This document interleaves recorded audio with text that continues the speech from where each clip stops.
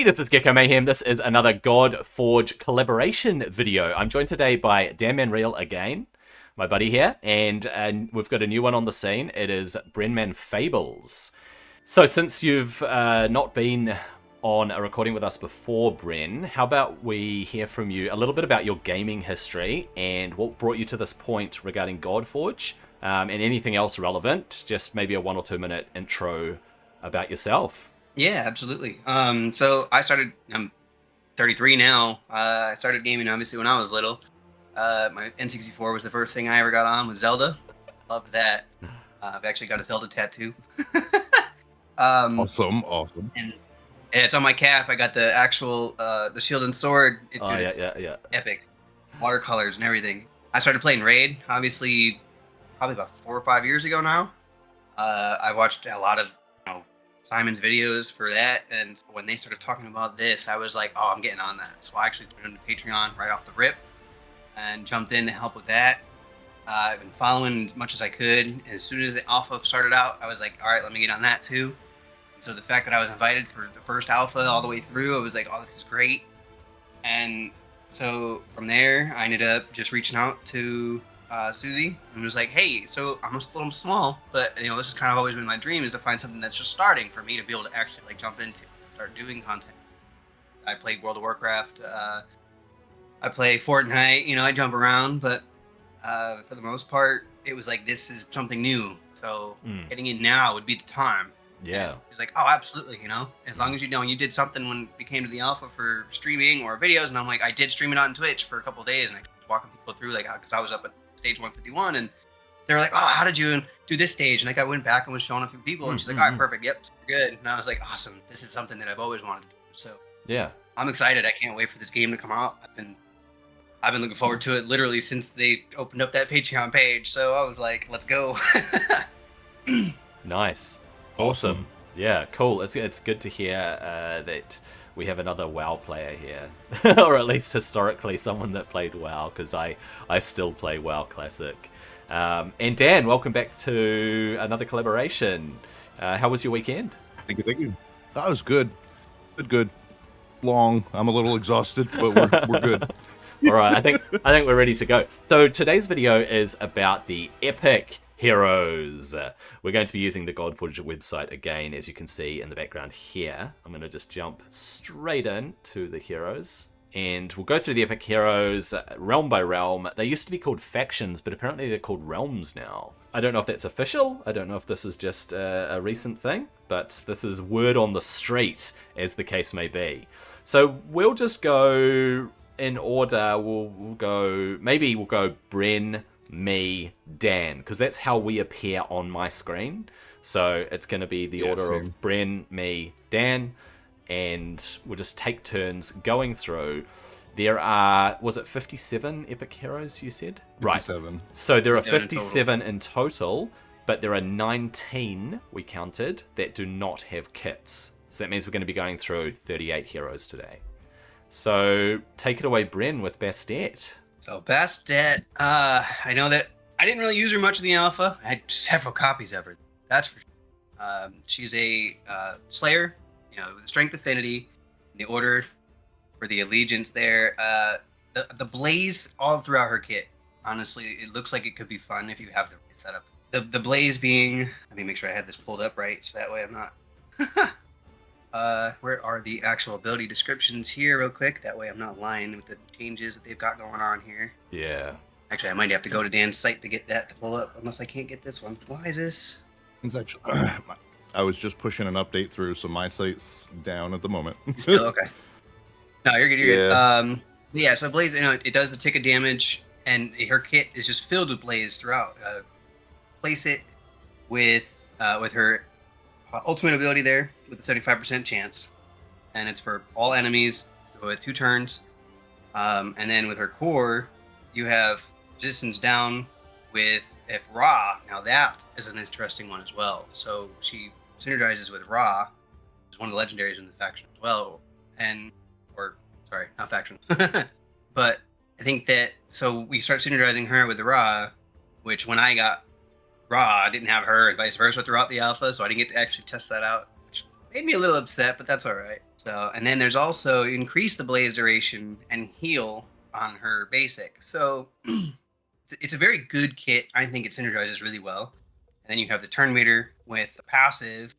So it's gonna kind of just churn. She's gonna burn, burn, burn, burn. I kind of like the way that one is set up. So fun to see what you get her with Ra. What it actually. Yeah, she has a leadership bonus as well, and she has an awakening bonus for her passive. So yeah, the leadership bonus is 24%. Oh yeah, of all allies with the passive, yeah. So then she's just gonna be a turn meter beast. Yeah, if she places Blaze. So she's going to require accuracy. I'm not a big fan of Blaze, and not a big fan of heroes that require a debuff to really activate their skills and to do better. The synergy between heroes where you have one hero and they have their buddy or their whatever their counterpart, and if you bring them together, they enable each other and act stronger together. It's a cool synergy at times. I wasn't a big fan of Bastet in Alpha. She could be built to hit hard. The fact that she does resistance down as well on her core is actually really good because you have a much better chance of placing these blazes. But just overall, I prefer pure damage dealers, and I don't think I'd rank Bastet as more than probably C tier, if not B tier. I mean, yeah, C or B possibly there. Any more thoughts on her before we move on? I totally agree. I was just basically same thoughts. I agree. Underwhelming in the alpha. Blaze as itself, not a really strong suit. So yeah, very C tier is a solid choice. That's kind of where I put her. All right, moving on to Cleopatra. We did not get to play with Cleopatra in the alpha, so it's very cool that she's in the game. Okay, Cleopatra is an eternal invoker in the Order Allegiance.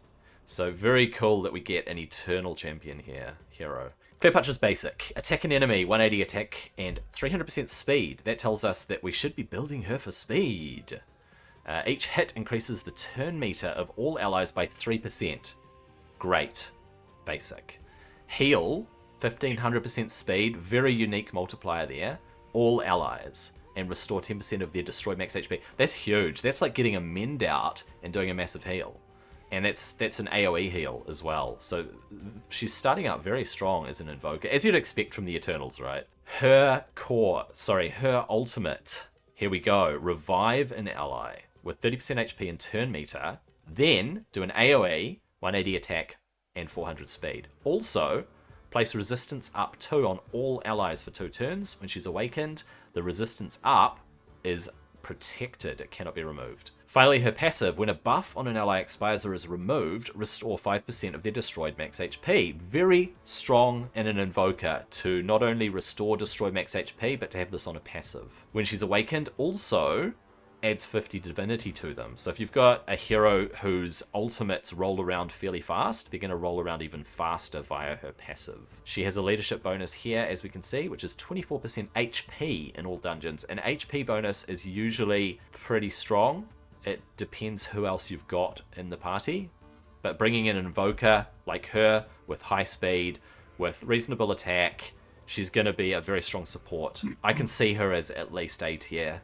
She's coming across on paper as very strong. And yeah, and because we didn't get to see her in the alpha, it's going to be fun to be able to get her and play around with all the actual scaling and what her abilities end up looking like live.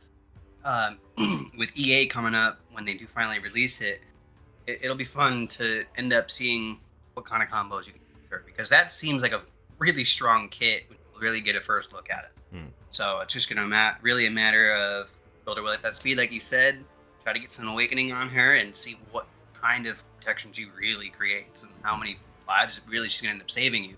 If someone's going to be close to death or just barely die, she's going to bring them right back, and that'll be fun. A revive is huge in games like this. Huge. Overall. Yeah. Oh yeah. It's like having an extra champion, she is strong. Right? Yeah. The speed, being able to scale off speed, focusing on speed. I favor the speed teams. So she's good. Yeah. Solid. She has a base speed of 110 as well, which is middle of the road for a speed champ, I think. 110. I think there are heroes that do have higher base speed, but I guess we'll wait and see. 110 is still feels pretty quick. All right. Good. You're up, Dan. Next we got Hound of Duat. Oh yeah, this was my sleeper champion in Alpha. I loved Hound of Duat. Defender, Eternal. Looking at his basic, we have the place accuracy up 1 on this hero for 1 turn. Attack the enemy for 170% defense and 90% attack. The 50% chance to place speed down 1 on the target for 1 turn. Moving into his core, the attack 1 enemy, 220% defense, 120% attack. Place shield on all allies for 25% of the damage that you inflict. Jackal or Anubis are on the team has a 25% chance to refresh the cooldown of this ability when either of them are attacked. Fresh, that's good. Then we're moving into the ultimate, where place retaliate on this hero for 1 turn and protect 2 on all other allies for 1 turn. If Jackal or Anubis are on the team, also place intercept on them for 1 turn. And when you're at max awakening, also place Phoenix on this hero for 1 turn. That's massive. Like this ultimate, man. And then yeah, going right into his passive with when attacking enemies, place barrier on this hero for 10% of the damage inflicted. Passive barrier. Awakening 3, also heal this hero for 15% of the damage inflicted. Yeah, his kit, look at this. Each step, he's strong. Like, he was strong in the alpha, and it looks like he was buffed. It's a lot here. I feel like he was buffed a little bit. I found Hound of Duat a little underwhelming in play. I did bring him in with Anubis during the alpha to try and get this synergy where you can refresh the core. I think that was in it, and also there was definitely that bit on the ultimate where he places intercept, but I just couldn't activate him terribly well. He felt like a mid-range defender. However, he seems like he's stronger, and also you can see that his divinity requirement for his ultimate is only 1050, which is lower than a lot of heroes. So every time he's hit, he's also gaining more divinity. Yeah, so he's going to roll around to that ultimate quite often, and that's a lot of buffs, dude. Well, you know why? Everyone was looking at Heimdall and there was way better defenders, but I got him really early and then maxed him out really early, even before I got my Heimdall. Yep. So that's why I saw his actual strength. Like, he was good. Yeah, maybe, of course there was at the time better choices. Yeah, these additions with him being hit and having self-sustain and everything. Yeah, strong. I think you'd be pretty happy to pull him. And we are going to be pulling epic heroes a lot more frequently than legendaries. We're going to be able to awaken epic heroes a lot more easily and ascend them as well. So bearing that in mind with all of these epic heroes, obviously, it'd be good to get a defender like this. Yeah, I didn't get to use him too much in the alpha because I got him a little late, unlike Dan there. And I saw in the Discord everybody was talking about what he can do, and what I was like, I already got like this, and I was like, I really want to take out Isis or something, because like I'm not taking her out, she's gonna be my carry. So like until I went and did the challenges or the all defenders or something like that, like that's when I would kind of like, all right, I gotta put something on him to make him survive that round. Or I didn't get to play with him too much, but I did have him, and I did like try to use him, I think on with the one when people started coming out with like that amazing end comp that had him running in there with the barriers and just kind of constantly freaking, because I think they changed him up a little bit since the alpha. But he was definitely interesting. I'll be excited to see what the changes. So now we have Imhotep. Imhotep was fun. Pardon me. He was fun during the alpha. He was just a heal bot, protection. He just throws buff after buff after buff. So to start with, he's an invoker, wisdom, and the order for allegiance. His imprint bonus is at the start of each wave, you place ward on an ally with the lowest HP for 1 turn, which in turn also means that his passive is now for 2 turns. So his basic ability just attacks 1 enemy, increases the divinity of this hero by 5%. He's just kind of obviously increasing his own, getting his ultimate. The pillar of support for his core heals all allies 25% of their max HP, placing stalwart on each ally for 1 turn. Once you get awakening 3, he's also going to place debuffs on all allies. Those are break combos. For Stalwart, I actually pulled it up off of Raven Pyros because I wanted to make sure I had this in front of me here. So the hero is immune to disables. Duration's reduced when an enemy attempts to disable the hero, and will remove disables when placed on this hero. So like you're not able to be stopped. You're not going to be stunned. You're not going to be anything like that, which is great. You get Radiance 2 on all allies for 1 turn, and the ultimate, reducing each target's divinity cost by 3%, stacking up to 3 times. Now, all these guys are going to start doing their ultimates more, which is just awesome. You know, you just start kind of snowballing at that point. And so the Radiance 2 was, Radiance. Reduces damage received by 20%, reflecting the reduced damage back to the attacker. So now you can't be like stunned. You're bouncing damage back towards the enemy. The ward on top of that for the start of each wave, the lowest HP. So that's just reducing damage received by 100%, reduced when triggered by an attack. So you're just constant protection. Yeah. I think that he's gonna be. He's just a heal bot. It's really all he is. So having him in your team, he's just gonna keep people rolling constantly. It's gonna be good. Yeah, he's a mitigation bot. He's a monster in terms of protecting your team. You can have a defender protecting your team with shields and all sorts of things like that, but then you bring in Imhotep and he's not just blocking stuff with ward, like blocking damage, complete damage with ward, using stalwart to get rid of disables and block disables, and then the Radiance where the other team is damaging themselves every time they attack. Plus he's pushing their divinity forward, so whoever he's supporting, they're getting their ultimate a lot faster. I think he's a huge support. Here's the thing too, I do not think he was changed at all from Alpha. I don't think he was. Like, I'm really going through his kit now and like just looking back at my notes. He was not really changed. He was strong in Alpha. He was really secretly strong. Yeah, like he wasn't, top 5. I think you're right too, because I'm pretty sure. Yeah, I don't think he was up much at all. Yeah, no, he has not. All right. I use him pretty often. Osiris. Let's take a look at the Lord of Silence here. He is a brawler. I think it's our first brawler for the day. Wisdom Affinity, and he's Order Allegiance. Let's take a look at his kit itself. His basic: attack an enemy, HP and attack as brawlers do, with a 50% chance to place Drain 2 on the target. That's not bad. Drain is a good skill because you're getting health back. Your party's getting health back. His core: attack an enemy, HP and attack, with a chance to place Curse 2 on the target for 2 turns. Then heal this hero for 20% of the damage inflicted. So he's getting a little He's getting a little heal off the bat.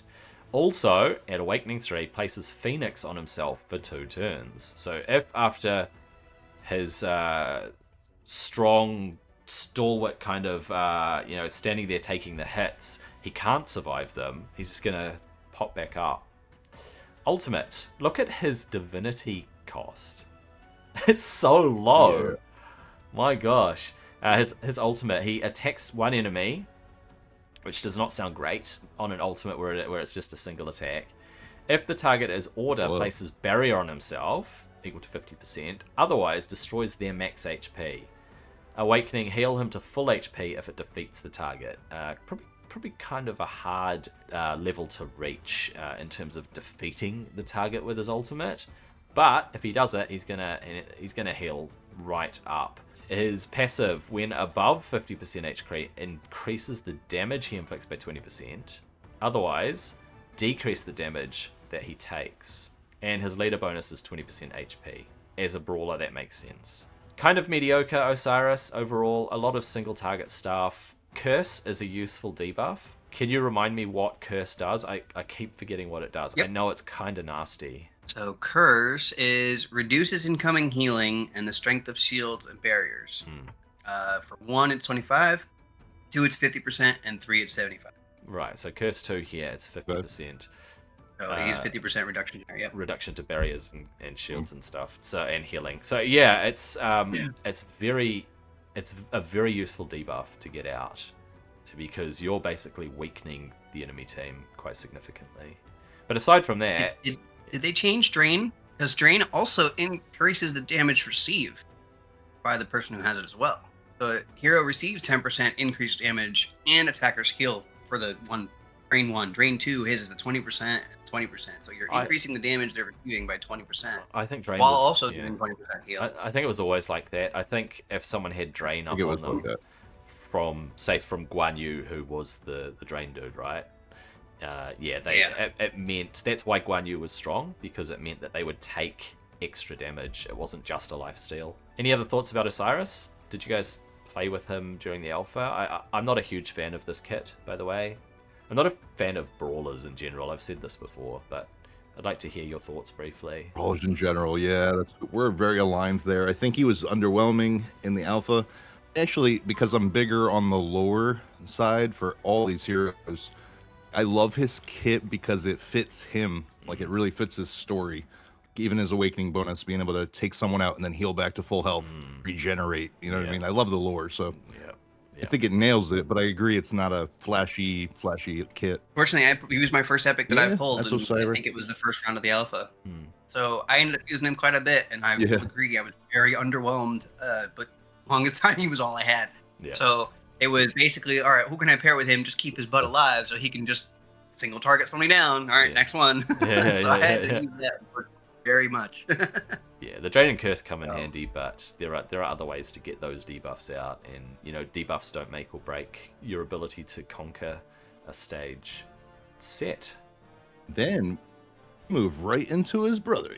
So we got Disruptor, Cunning, Set, the Master of Disorder. Looking at his basic, we have attack one enemy, 240% attack, with a 50% chance to place initiative down 2 on the target for 1 turn.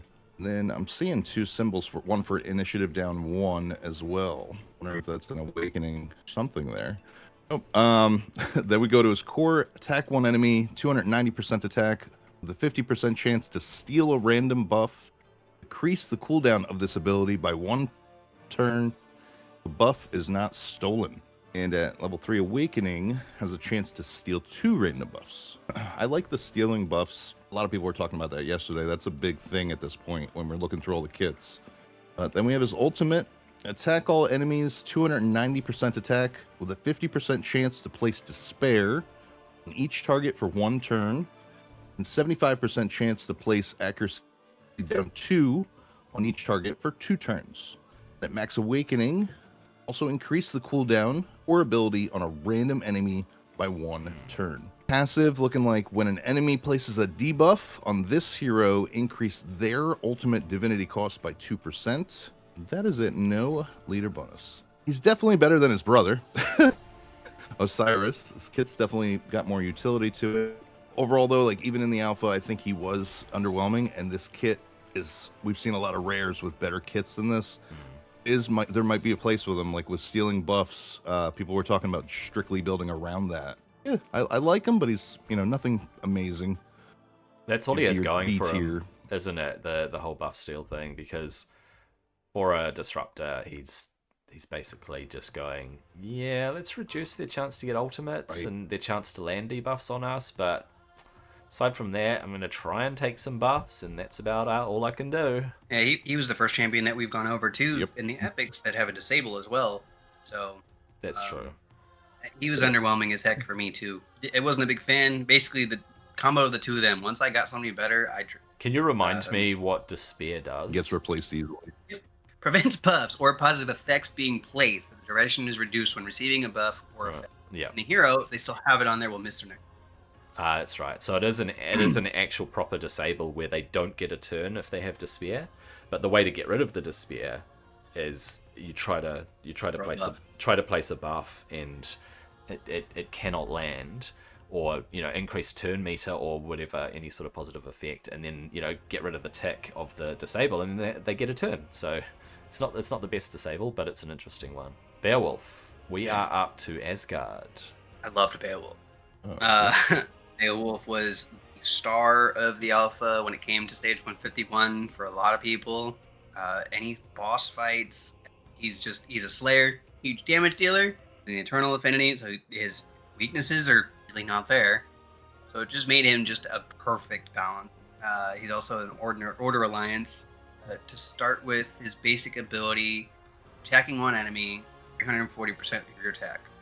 Now, if the target's a brawler or a boss, you're increasing your attack by 5%, and it stacks. So that's not even just a one-time thing. You got 3 stacking 5% chunks that you're adding on. Then for his core, Attack one enemy again, 300% attack. Now, if target is a brawler or a boss, you decrease your target's attack. With another stack of 3 times, with awakening bonus at 3, guaranteeing the attack's going to strong hit. That strong hit synergizes with his passive as well, which we'll get to in a second. So now attack one enemy on his ultimate with 410% attack, but it also does target HP max. So it's a max damage HP, 3% of the target's health. So if the target's a brawler or boss, you're increasing your crit damage by 10%, also stacking. Then you get to the passive, where you inflict 20% increased damage to brawlers and bosses, and once you awaken, a strong hit will inflict additional 1% XP, HP max damage, and if the target's a brawler or boss, it gets double. So that synergy is, once you get him awakened at 5, he's just snowball, like earlier, he just damage. He gets divinity when he inflicts a strong hit, which is then doubled again, also brawlers and bosses. So you want to use him against the boss. He is the number one, in my eyes, epic boss killer that we had in the alpha. And it was insane. And damage just kept going. And it was insanity. So, and he also has a 25% crit damage bonus for his leader bonus as well. Pantheon boss battles, that's a new one. Because I think it was all done, or it was obviously all around for the alpha, but so that's kind of cool too. So now you're adding a little bit of a Pantheon twist to it. So I like him. I loved him in the alpha, and I can't wait to pull him again too. I'm gonna be building him as soon as I get him if I can. So yeah, I'm a big fan of Beowulf. He was strong in the alpha, and he is still looking like a strong champion. He's basically the boss killer because of that stacking attack, stacking reduced attack from them, all of it. Just reducing the max HP and doing the more damage against more max HP and all that. It's very good. He's a strong slayer. And then you go back to the lore of who Beowulf we were saying is, this too. The monster killer. And saying since before Alpha 1, like once we learned about his kit, we're like, oh, that's the boss killer, and it hasn't changed.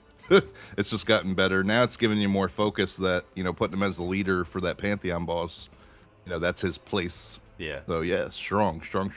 All right, let's move on to Brynhild, the face of Godforge. She was prominent in the trailer. So we also got to play with her in the alpha. Brynhild, a defender in the Wisdom Affinity, and she is Order Allegiance. Her basic, she's got slow speed, by the way. Her speed is only 89.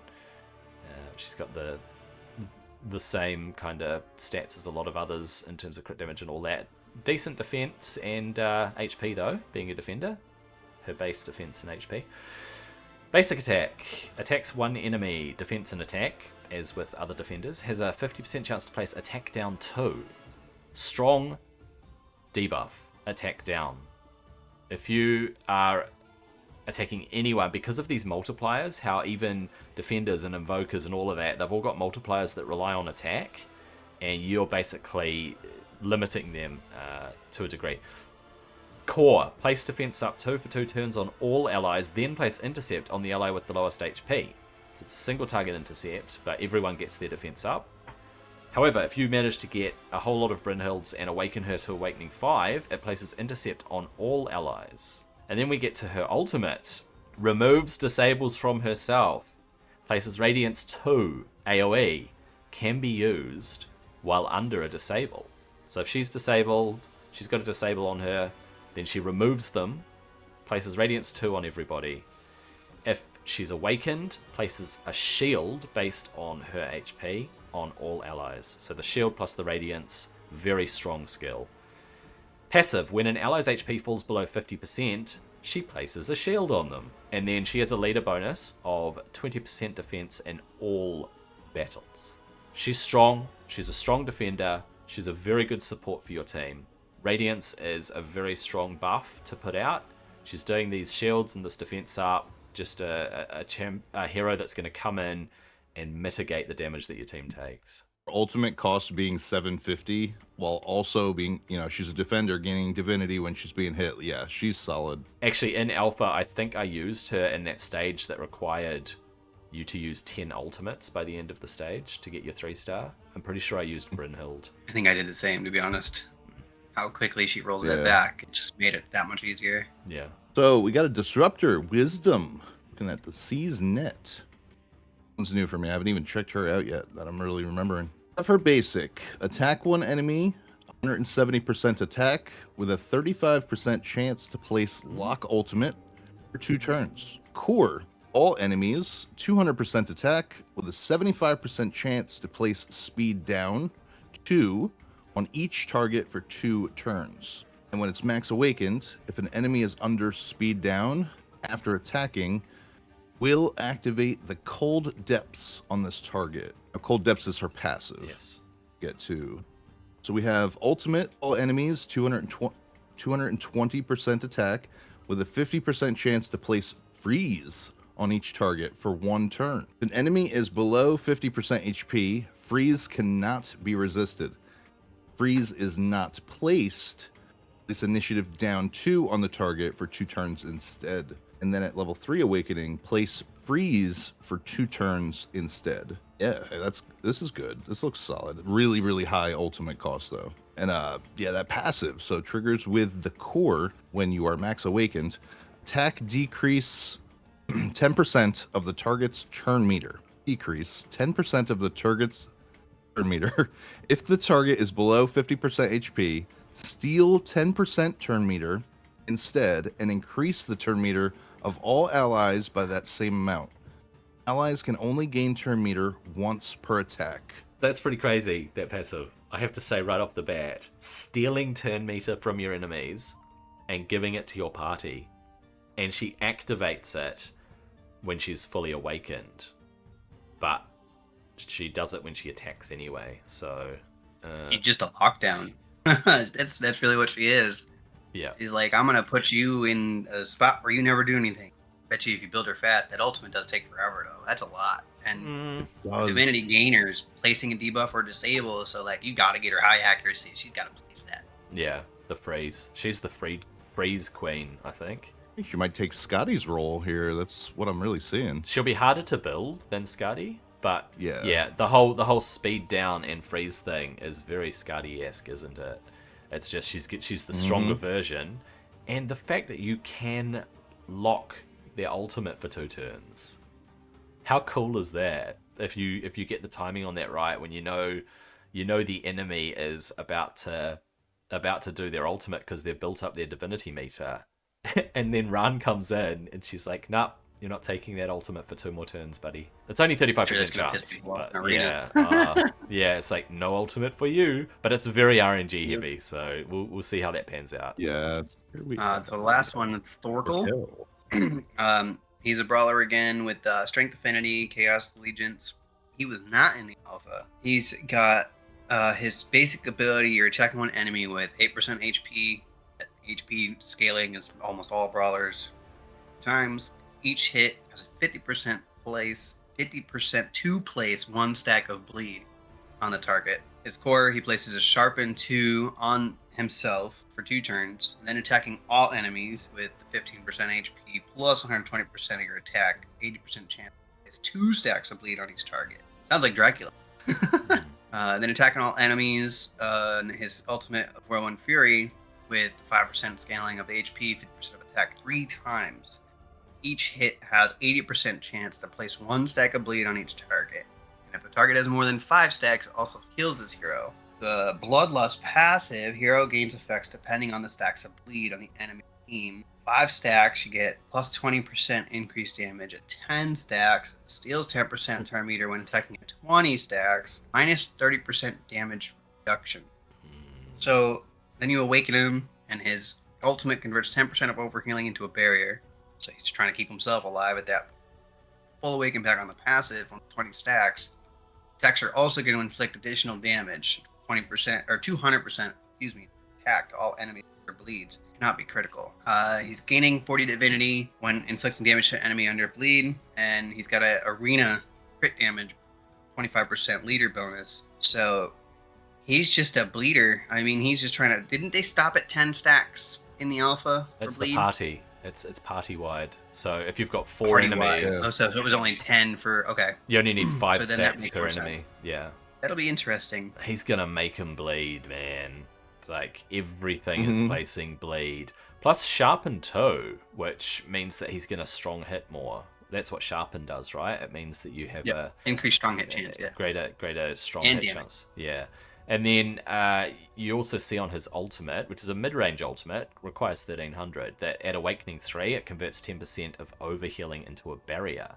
If he is able to heal up because of those lots of bleed stacks, then if he overheals himself, then it's even better because he's getting a barrier to help him survive. It's a bit interesting that they've got a super heavy bleed champion who is supposed to be for arena. As you can see from the leader bonus, he's supposed to be an arena champion.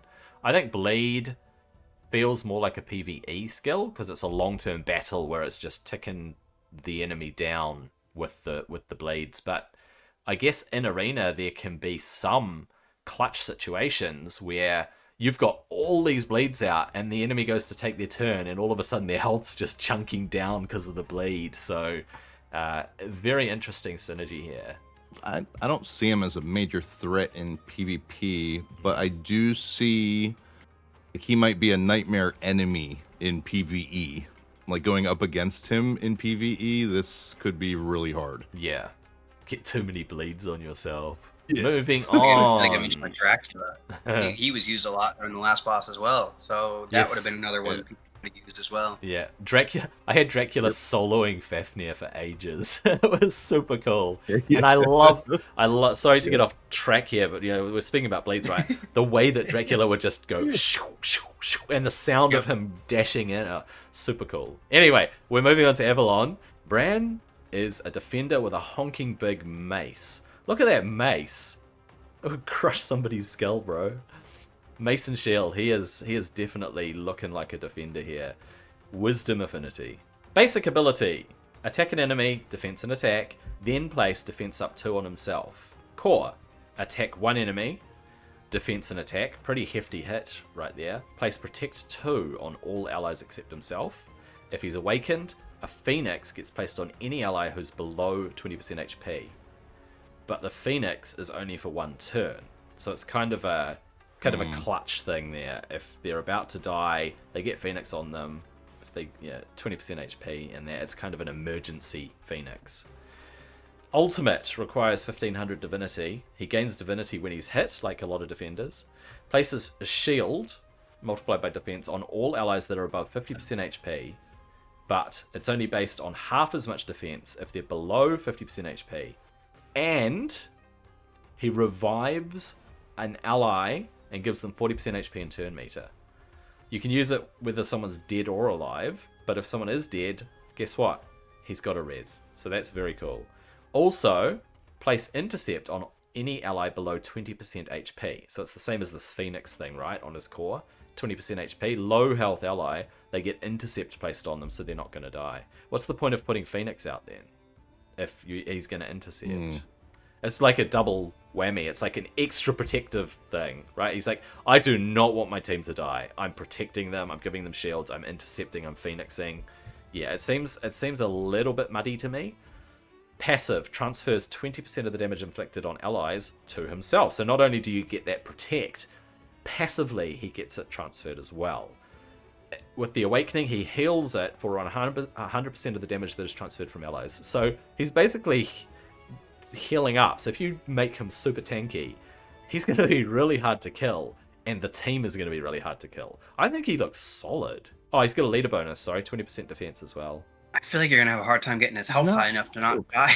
Yeah, he's it's not terrible, but I don't think he's like nothing major. Yeah, if you get him and you don't have a better defender, I look at it as like he'll work. He stands in, and I'm leaning between C to B tier, but if you had a weapon with Pillar of the Sky on it, I just know there's better defenders. There are definitely better defenders. It's just okay. Yeah, I mean, that's the thing. That's the thing. I look too much at the defenders. There's a lot of good defenders. Yeah, I think he seems solid. Not though. terrible, I mean, but yeah, if you get him, you'll just not terrible. Yeah, alone. he needs more. He needs. Yeah. Yeah, maybe a bit more, maybe a stronger shield or whatever. But between intercept and protect and Phoenix and defense up in there, he's gonna keep his team alive for sure. I feel like once you awaken him to 5, there's a lot of things. then maybe he becomes better with that healing for the damage that's transferred. But like with the amount of he's gonna soak up. You're Yeah. gonna have to have his defense and HP Super tanky. high. Yeah, super tanky. Between that passive and that ally protect, absolutely, he's gonna probably get squished if he's not super tanky. You take enough damage, yeah, he's gonna just freaking gone. Yeah. On to Gawain, if I'm pronouncing that right, the stalwart. Other defender here, we got Wisdom. Looking at his basic, attack one enemy, 80% defense, 60% attack, 2 times, and increase this hero's defense and resistance by 5%. Core, looking like place defense up 2 on this hero for 2 turns, and place protect 2 all allies for 2 turns, except this hero. Awakening at 3 also reduces the damage inflicted to allies or protect by 10%. This is doubled for Avalon heroes. And we have the ultimate at attacking all enemies, AoE, 180% defense, 130% attack, with a 50% chance to place attack down 2 turns. Also place shield for 200% defense on all allies. A passive, when an ally receives a disable, there's a 40% chance this hero will receive it instead. Fully awakened at the start of this hero's turn, remove all disable. 18% defense in all battles. Divinity here gain when he receives a disable. That's a little bit specific, isn't it? So yeah, he's gonna direct niche. So this whole divinity gain thing, this is basically bonus divinity, right? Because you get divinity depending on what your initiative is. So the higher your initiative, the quicker your divinity goes up and the faster you roll round to your ultimate. This divinity generator is basically bonus divinity on top of your initiative. So if you give anybody lots of initiative, they're gonna get their divinity built up pretty quickly anyway each time they take a turn. But yeah, just the whole niche consideration of this, where, well, he's not going to get bonus divinity unless he receives a disable. So if you're going up against a team that places lots of disables, or content where you're tackling, disable after debuff, whatever, right? One of those teams that just keeps locking you down, he could come in kind of clutch in that situation. But aside from that, he's a pretty mediocre looking defender in my books. Aside from the attack down toe, that's pretty massive. If you're placing attack down toe on your enemies, then you are really limiting the damage that they can do to you. Sounds like he's like a slightly boofed up Tristan, right? The Avalon pairing as well. It's like he wants obviously his buddies from his home. Tristan's big brother. Yeah. He probably has some issues for sure. Definitely the disables, that's going to be an interesting one. Makes it a little bit It'll be niche. fun to see what he can get used for, though. But yeah, definitely niche.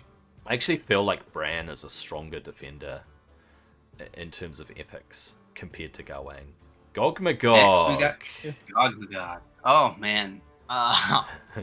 So he's another defender. Chaos Allegiance, his strength for his affinity. His basic ability, attack one enemy, 160% defense, and then scaling a little bit off attack 2 times. 50% chance to place attack down. Target for 1 turn, attack down 2. His core is attacking 1 enemy as well. It's defense and attack scaling. 75% chance to place blunt 2, target for 2. With his ultimate, you place intercept on all eyes except this hero for 1 turn. Place a Phoenix on this hero for 2 turns, so at least he's trying to help himself, when he's taking all that extra damage. And his Awakening is still under review, so we're not sure what that's going to do yet. It's Stalwart, something to do with Stalwart. Yeah, Stalwart is going to be, gotta be something, probably maybe it adds it on there as well once he's awakened. His passive is when damage inflicted on this hero, increase defense and resistance by 6% up to 5 stack. Once that's awakened to 3, he's also going to have 100% 100% defense this hero. Yep, they've done a typo there, but he'll heal. He doesn't have a leader bonus or anything like that. His normal divinity gainer for the extra is when he's hit by an enemy. He looks somewhat like a tree. He's probably gonna act like a tree. It looks like that's what he's trying to do. Reduce attack from coming in, attack down being placed. The blunt 2 ends up doing decreasing strong hit chance and strong hit damage. So again, just reducing how much is coming in. Yeah. Intercept and Phoenix with the possible Star Wars and the Awakening for his ultimate. So yeah, he feels like he's just going to be another kind of Imhotep, but for this section. Yeah, I was going to say, it looks like on his basic, there's going to be an Awakening bonus of defense up 2, because that's not covered in the base skill. So it looks like, hopefully, he's not just going to place defense up 2 on himself, but we'll have to wait and see. For basic, you nailed it. That's where I was going. I was going to say, between not seeing his Awakening bonus on the ultimate, not seeing where that defense up 2 is hitting, I don't think we've seen his full kit, and I think maybe they're even juggling, like, what position do they want to put him in. Yeah, like if it was defense up 2 on your whole team, even if it was for 1 turn as a basic, it's been pretty strong. But I don't think we've seen the full Gogmagog yet. I would love it if he had a taunt as well. Just putting that out there, Fateless. If Gogmagog had some sort of taunt or some way to pull attacks towards himself, do you know? Looks like we are up to Green Knight. We all got to play with Green Knight in the alpha, I would assume. A fully awakened Green Knight. I'll just say I was not a huge fan of Green Knight. There were, obviously because we got to play with all the legendaries, the epics got kind of pushed to the side a little bit. However, he's Eternal, which is huge. Unfortunately, he's a brawler. Let's cover his kit. Green Knight. Basic. Attack an enemy. Small HP and attack multiplier, but it's a triple attack. So you could think of it as 9% HP and 90% attack, but the way that they've done it is just a triple hitter. Before attacking, has a chance to place Drain on the target for 3 turns. Of course, we discussed Drain earlier. Awakened, if the target is defeated by him, increases his max HP by 10%. That's probably just about never going to happen. He's going to hit like a wet sausage, I think. Core steals all buffs from his target, then has a chance to place Taunt on the target for 3 turns, which cannot be blocked or removed. You're basically locking them down for 3 turns unless there's a way to remove the disable from them. He also places Retaliate for 3 turns on himself, which is why people loved him so much, because of that Taunt and that Retaliate. It's crazy having Retaliate on any given hero. When Taunt expires on an enemy, attack the target using his basic. Will not place it, will not put it on cooldown. Wait, that doesn't make sense. Yeah, because you can't put a basic on cooldown. I was laughing at that right as I was about to come up to that. I was like, oh wait. I think it was written like that in alpha as well, and I raised this as an issue. I'm pretty sure I put in a ticket for this, and I said, how do you put a basic on cooldown? Yeah. Ultimate requires 1100 divinity. He gains divinity when he inflicts damage to an enemy. I mean, he's a brawler, right? He's gonna go and he's supposed to do damage to them. Attack an enemy, little multiplier, inflicts 50% of the damage dealt to enemies under taunt. This attack is always normal and ignores the target's defense. So he cannot crit and he cannot strong hit, but he ignores their defense with his ultimate. And that's what people liked, was he would go in with his ultimate and actually do decent damage because it's ignoring defense. And then his passive reflects 30% of the damage inflicted to this hero back at the enemy, and there's an awakening bonus of placing Mend. So it sounds like whenever he takes a hit, he's placing a Mend on himself when he's probably awakened 5, I'm guessing. This reflection, plus the retaliation, plus locking them down with taunt, that's what made him very strong. He should have been worked as a defender, I think, but he's a brawler. He's supposed to be there, take a few hits and go in, hit them and retaliate and keep himself up and reflect back damage at them and stuff. Yeah. In my eyes, Green Knight was still a fairly mediocre addition to your party, but it depends on the content. So, I mean, he was annoying to fight, I have to say, with his retaliate and his taunt. He would taunt you and do reflect damage, and you'd kill yourself. You'd go in with a massive nuke, say YDG, and you'd be dead, and you'd be like, why did I die? Well, it's because I did 25,000 against the Green Knight. I wonder if would it make sense if that awakening bonus, instead of focusing on the basic, you think they mean the ultimate? Like, what if maybe that was the first thought, that they're thinking it'll trigger the ultimate? Ultimates don't go on cooldown either. They're dependent on divinity. Yeah, okay, you're right. Yeah, so either way, it just wouldn't. Yeah. Thinking like, would that trigger it and make it be able to use again? Yeah, it wouldn't make sense to not put the core on cooldown either, because that would be a little bit OP. Non-stop core. Yeah.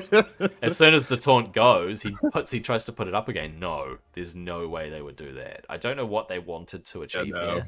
Yeah, who knows what they actually Yeah, meant it's by true. that. Right. Maybe it means it just goes in and attacks with Curse of Gawain. So when taunt disappears, he just goes in and just attacks them, trying to play strain on them, and that's all it means. Yeah, I think that makes sense. Last piece. I left when I was on everyone auto, off. and you would not be really paying attention. All of a sudden, you look and you see Green Knight, and you're like, "Oh no, get off!" Oh, too late. Because like someone like Beowulf would go to hit him, and like, "Ah, he just killed himself." Yeah, yeah. Whoops. I'm starting that one over. Ooh, I got a good guy. Mordred. Oh, my favorite hero, my favorite epic from the Alpha. I'll say it up front. I'm sure. Yep. I was so excited to play like Loki heading into the alpha and then dagging it, and then Mordred popped on the scene, and I'm like, oh, he's the king. So we got the disruptor, cunning. Going into his basic, attack one enemy for 225% attack, the 75% chance to place corrupt the target for one turn. Its core is an AoE for 130% attack, the 50% chance to place confuse on each target for one turn. Nice AoE, full attack. Ultimate, attack all enemies, 170% attack. If a target is under confuse, inflict 30% increased damage. If the target is under corrupt, decrease their turn meter by 15%. The Awakening 3, if a target is under confuse and corrupt, remove their shield or barrier before attacking. And his passive, enemies have a 30% chance to reflect 100% damage when attacked by their allies. And Max Awakening also increase this hero's divinity 5% when an enemy is attacked by their ally. His kit. All over the place. His divinity when placing corrupt or confuse on an enemy. And tier for his ultimate cost. Yeah, he's complete disable monster. They nerfed him Gotta though. strip that barrier or shield and a lot of stuff going on. they did nerf him. So Yeah. he used to have an Awakening 5 bonus where it would increase it was supposed to increase confuse by one turn. So That's what it was. Okay, Yeah. I knew something is missing here. I was trying to think. so It's still good, but it used to be confuse would be on each target for 2 turns, and then you could increase it by one turn. You were supposed to be able to increase it by another turn if it was reduced to 1 turn. So it would never go to 3 turns confuse, but it was supposed to go up to 2 turns confuse. But it was broken. That never worked. However, yeah, the core used to be chance to place confuse on each target for 2 turns. So they realized just how strong he was. So they've basically nerfed him into the ground because it's only a 1-turn confuse. But still, a disable's a disable, and he is a strong disabler, strong debuffer. So And he was a pain in the butt to try to face in the alpha for sure. I mean, it's nice having this awakening bonus on his ultimate. You gotta have the confuse and corrupt there though to be able to strip shield or barrier. That's gonna come in play in a lot of places pretty well. But yeah, they nerfed him a bit. They definitely nerfed him a bit, but still strong. Still pretty good. I think he's gonna be nice to have. yeah, good disruptor. We got Percival. They changed it. I don't. Was he wasn't in the alpha, right? He was. He was. Was he? Yeah. Obviously, I didn't use him if I had him. He's a brawler, wisdom. His basic starts out where you attack one enemy with quite a few scalings. You know, your HP, attack, and resistance. 25% chance to remove a random buff, ignoring 20% target's defense when attacking chaos enemies. Roll into his core. Have resistance up 2 and radiance 2 on this hero. A little selfish. 50% chance to place a stun for 1 turn on all enemies. That's nice. With an awakening bonus, once you get to 3, if the enemy's aligned with chaos, it increases the chance by 25%. Also ignore 25% of their resistance, so that's actually kind of nice synergy there with that. His ultimate, 1000, not too bad. Removes all debuffs and disables from this hero. Attacks one enemy with HP, attack, and resistance scaling, and if no debuffs are removed, places retaliate and ward on this hero for turns attacking. His passive awakening bonus is under review, however, for increasing his resistance by 10% for each buff they're under. That's an interesting one as well. But it seems like he's just all a single target. It's kind of minus the stun for the enemies, but if he can't place that, a 50% chance unless it's chaos. So he might be niche in my opinion. Maybe like one of those things where say they have a requirement for something to get a 3-star to be, have to use just Avalon guys to have him. I don't see too much other than maybe that, removing the random buff, sure, but I feel like there are other guys that are out there to do it too. He wasn't very strong. He wasn't that strong in Alpha overall. He wasn't. Except for the stun. Was the stun always all enemies? Or was it a single target stun in Alpha? I can't remember because I didn't use him that much. But I think it was all enemies. Okay. So I think it was all enemies. There was something more to him though, because, and I'm trying to place what it is. In the Alpha though, there was a strategy for Fafnir, specifically using him. Oh, okay. Something was constantly scaling. Could have been the radiance. Remember what it is. Like, yeah, might have been. What it was. Might have been radiance. I think that's what it was. Yeah. So he actually is. He actually is quite strong if you build him with lots of resistance. So he's made to be built very resistant because he has scaling based on resistance, right? So get this. Look at his ultimate again. If he has high enough resistance, he will not have a debuff or a disable. Therefore, he is going to place Retaliate on himself and Ward on himself. So he's not going to take damage. He's going to go back in and he's going to hit them. And he has a chance to remove their buffs. And he ignores their defense if they're chaos. Kind of a little bit niche, as you said, Bran. But I think this whole, if he's got high enough resistance, plus his resistance up buff, he's not going to have any disables or debuffs placed on him, and he's just going to go in with his ultimate with the Retaliate and the Ward, which makes him very survivable for a brawler overall. I'm not saying he's a great champion. I'm not saying he's but yeah, there's the consideration that with enough resistance, he's not going to get those debuffs and disables on him in the first place. So he's just going to keep going in and hitting. But he doesn't hit very hard, so he's all about the stun. Yeah, I definitely don't remember using him at all. That's why I was like, wait, was he even there? I think he might have been a food for me. Okay, we're looking at... I think he still remains a food. We're looking at Eker. So we'll start with Aya. Aya, the Morning Maker. She is an invoker in the Wisdom Affinity and Order Allegiance.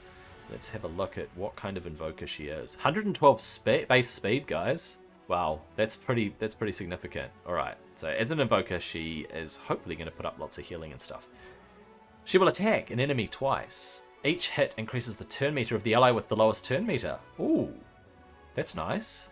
That could be kind of speed tuned, I think, if you can guarantee that. Core, equalize the HP. So health equalization is always pretty strong in these games. I find that health equalization is pretty strong. To this hero's current HP then places speed up 2 on all allies if they're above 50%, which they probably will be. Then, guess what? She places mend for 1 turn on all allies. Oh, sorry, that's if their HP is below 50. Alright, so if the normalization doesn't bring them up high enough, they're getting a mend on them anyway, which is going to restore their damaged HP and give them a bit of a heal.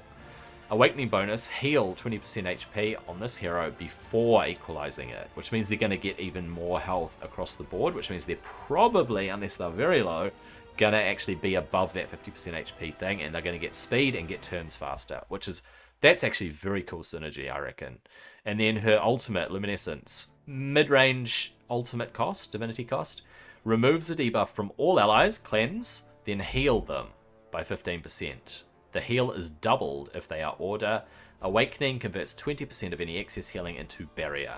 I always love that extra thing where the extra heal beyond your max HP is not wasted. It's actually being turned into something.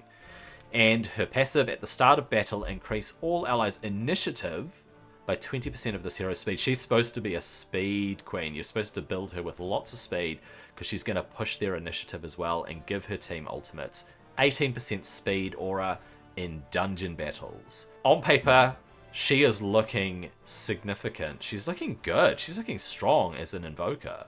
It's not lots and lots of healing, but that whole equalized healing plus a mend if it's not enough healing, plus speeding them up, plus giving them initiative based on her speed, plus healing them on the ultimate. I think she seems pretty strong. And the cleanse, on her ultimate. What an ultimate, right?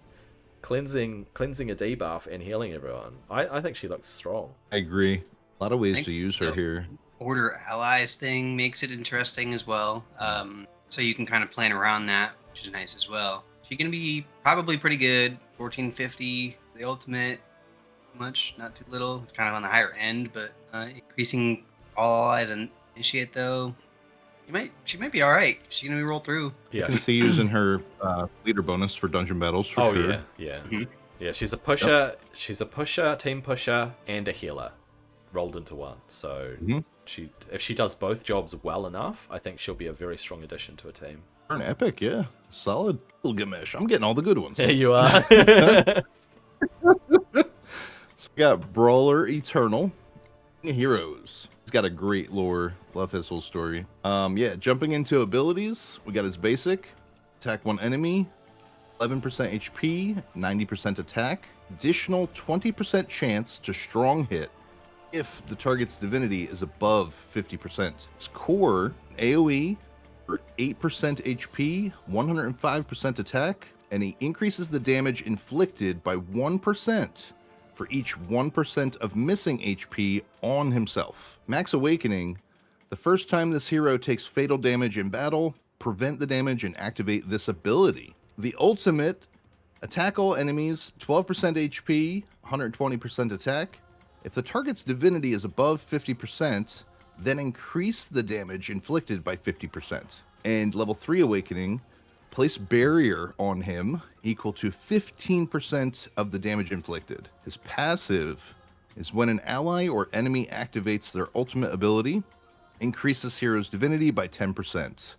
And he has a 20% HP for all battle leader bonus. Did he always have this? I didn't use him much, I'll be honest, in the alpha. There was like a couple points I used him for sure, but did he always have this max awakening bonus on his core? I believe so. I used him Did? quite a bit. Actually, Okay. paired him a lot with Beowulf. Actually, funny enough. Yeah. Because I'd gotten him before I got Beowulf, so just pairing them together was just a lot of damage with his scaling.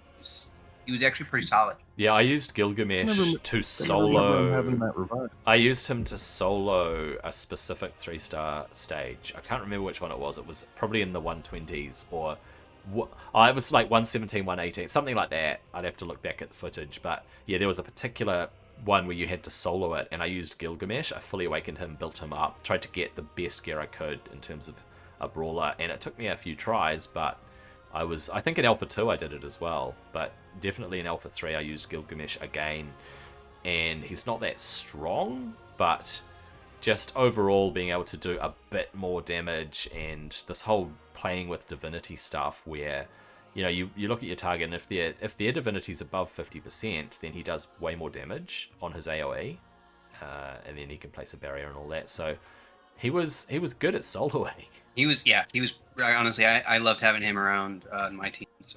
He was probably one of the, I wouldn't say first epic, because obviously had other ones too. He was one of the stronger ones that I'd gotten at first. I definitely used him quite a bit, especially towards the end of the alphas when I was trying to like solo and do all the star level. Love how his everything else divinity for- generator. Yeah. So yeah, divinity when an ally is killed, and then gain a massive 400 divinity if Enkidu dies. If Enkidu's killed. It's That's awesome. new. I don't remember that, but Okay, so His whole backstory. Yep, him, Gilgamesh, and Enkidu, they're life partners, best friends, soulmates. We'll leave it there. We'll leave it there. I don't think she was in the alpha either. she wasn't. Nope. So she's a new Slayer with the Chaos Legion. She's also Eternal though. She's obviously better.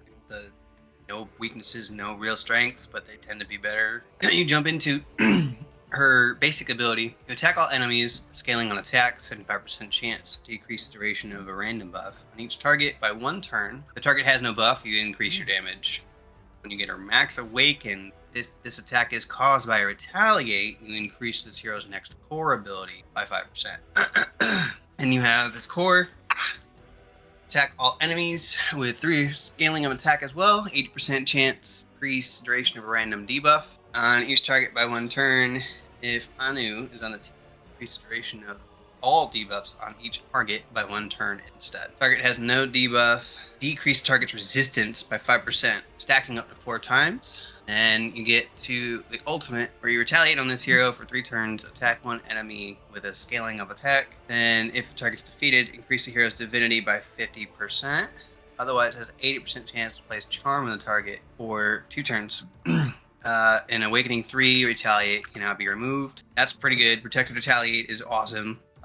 Heroes attack 50% chance to redirect damage to a random ally, and if Anu or Gilgamesh on the team, always redirects damage. We got the gainer coming from additional divinity damage caused by Retaliate, and no leader bonus, so, I mean, he seems like he'd be alright. Kind of seems like he's gonna definitely want to have the pairing of at least Anu, maybe, with having the core having a scaling on it, but not with Gilgamesh, but having the passive with Gilgamesh. So it's definitely an interesting combo, I would say. Can you remind me what Charm does? Charm, yep, it is. Hero that placed Charm as attack, the charmed hero will receive the attack instead. Oh, that's right. Will not activate if this hero attacks the enemy that placed the charm. 1 charm can be active on a team at a time. So damage to the enemy when the person who placed it. Yeah, that makes a lot of sense. They actually pair quite well together, Retaliate and Charm, in that regard. Just like extra damage back and forth. I think she looks strong. I think in terms of just overall kit, especially with this Retaliate. If you can awaken her and you can make a protected Retaliate, she's gonna be very strong, because she goes in with this massive multiplier and just AoE, and then her ultimate's like single target, but it's probably gonna kill people in 1 hit. It feels like her ultimate is gonna just absolutely destroy somebody, and then she's got her AoE on her basic and her core, which seems pretty good. That's the thing, though. I think she, like, on paper, yes, I think initially she looks super strong.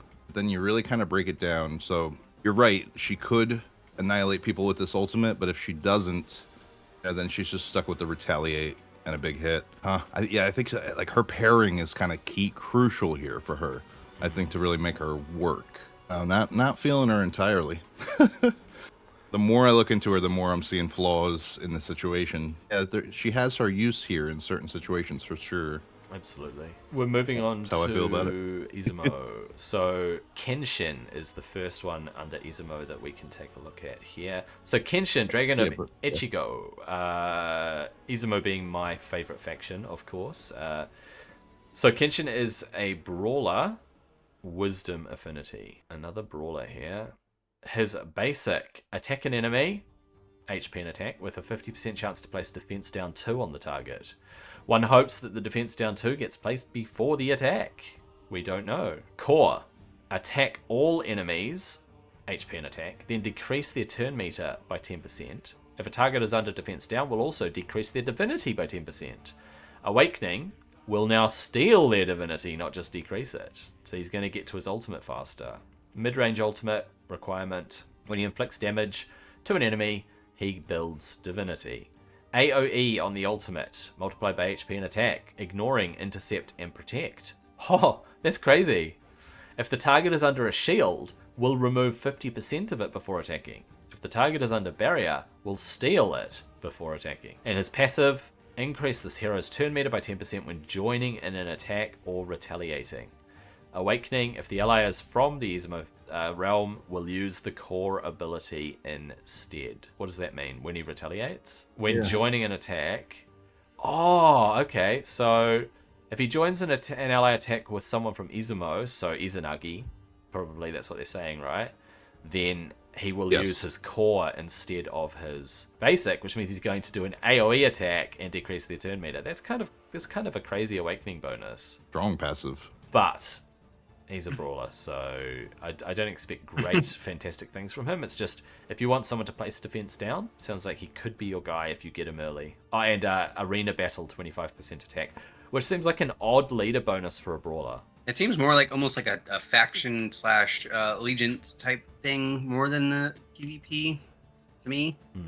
Obviously, with having the Izumo core ability instead. I feel like that could be an interesting one, though. Like if you have any sort of like dungeon or challenge mode or something where these are going to be you need is to all have the from that. That might be fun. I think that's the way to look at it too.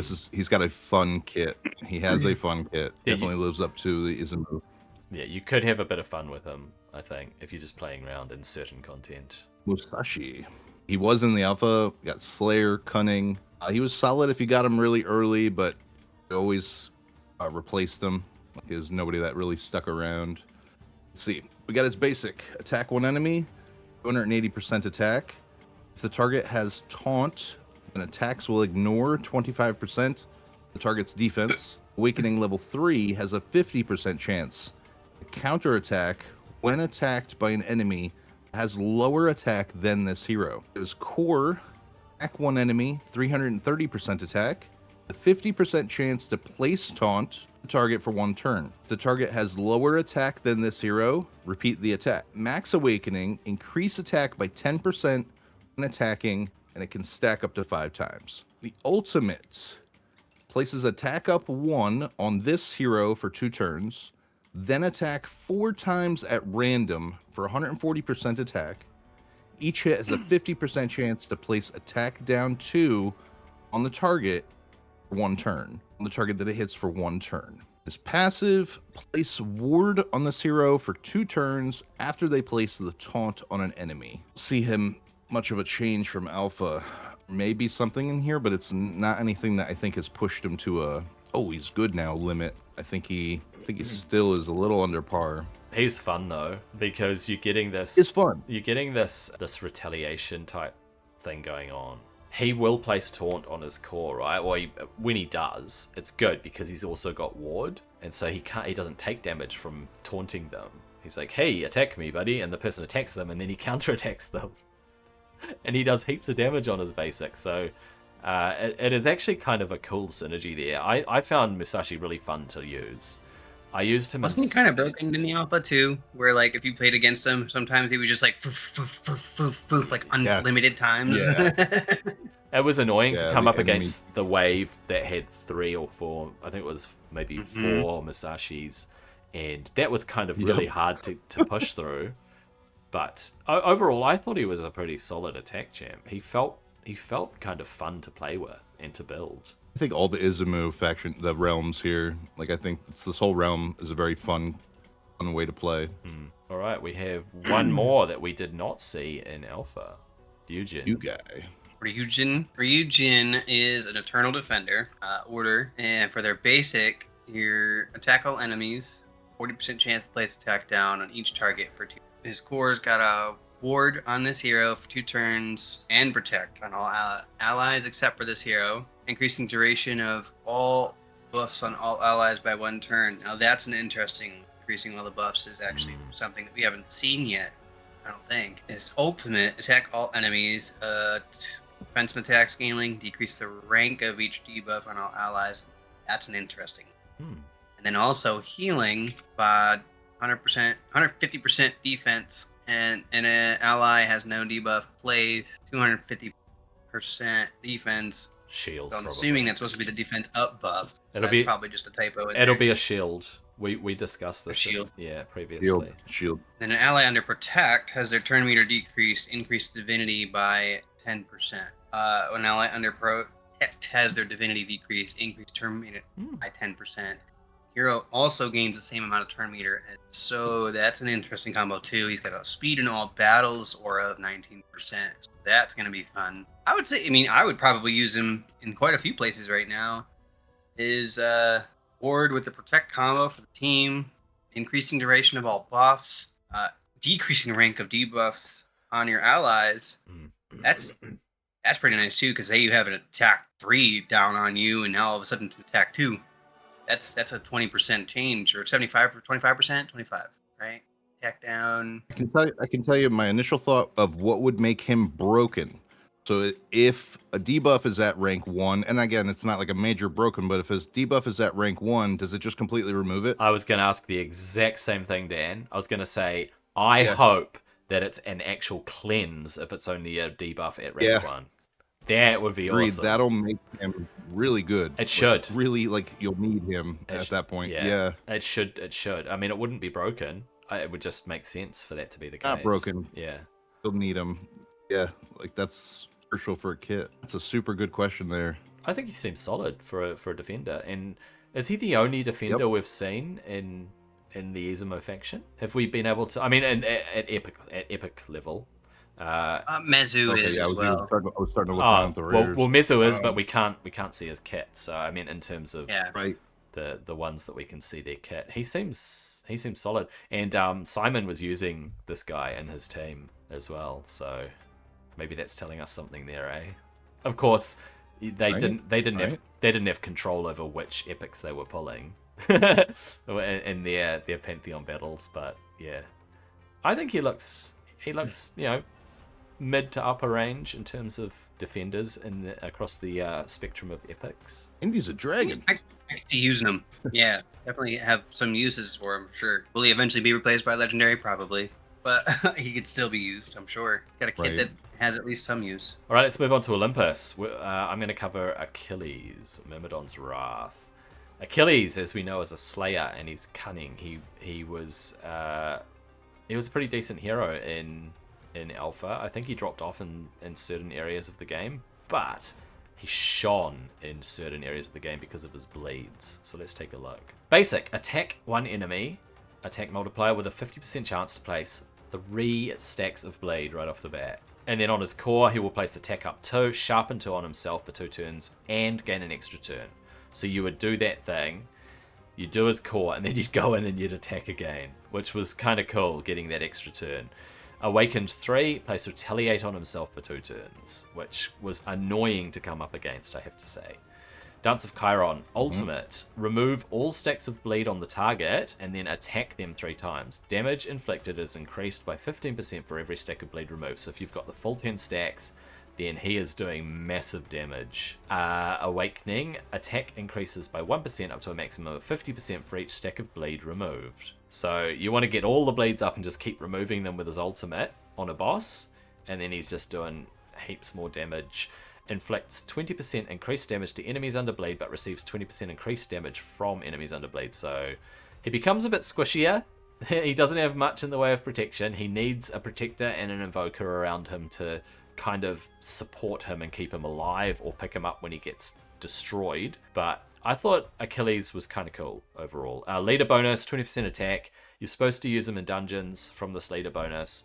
And one assumes dungeon bosses more than anything, because he was a good damage dealer against bosses because of the blades and the increased damage from removing the blades. Yeah, I thought he was decent. King against Fafnir. Yeah. Did I use... Because I used Beowulf, and I used Dracula, and I used Isis, and Heimdall. I can't remember if I used... I don't think I used Achilles as well. I think I used him earlier stages, not 151 Fafnir. I think it was the switch of either Dracula or Achilles. That's where I was heading. Oh, yeah. I think once I got Dracula, I swapped to him, but I'm pretty sure I used him for that same reason, honestly. Leonidas up next. We got the Brawler, Strength Hero. I loved him when I first got him in Alpha 1, and then it's like it was the same situation. Kind of you discover all the other heroes, and it's like he was easily replaced. Basic, attack one enemy, 12% HP, 90% attack, with a 50% chance to place defense down 2 for 1 turn. Spartan is on the team. Off the top of my head, Spartan is uncommon, right? Yeah, he's uncommon. On the same team. Will heal this hero and Spartan by 30% of the damage dealt. With an Awakening 3, will also place attack down 2 for 1 turn. His core is attack one enemy for 8% HP, 70% attack, with a 50% chance to place stun for 2 turns. Second hit will instantly defeat the target if their HP is below 10%. Niche execute there. The ultimate is place sharpen 2 on this hero for 2 turns. Then attack all enemies, 15% HP, 100% attack. If Leonidas has a barrier, assume 100% of the barrier to deal additional damage equal to 20% of the barrier amount. Passive runs into has a 30% chance to convert 100% of damage inflicted on this hero into a barrier.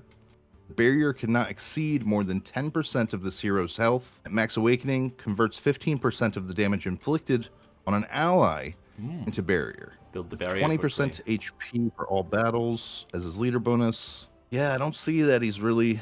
I think they might have reworked a little bit here, but there's so much working against him. He's got Spartan as like a companion, so that whole line is just pointless. Yep, yep. And but I do like those buffs, the debuffs, the defense down, attack down. That's pretty big. You might be able to use him in some sort of challenge, right? I mean, it might be a user-generated challenge where it's, hey, let's use just these particular heroes, and you go Spartan, Achilles, Leonidas, and maybe one other, maybe, right? True.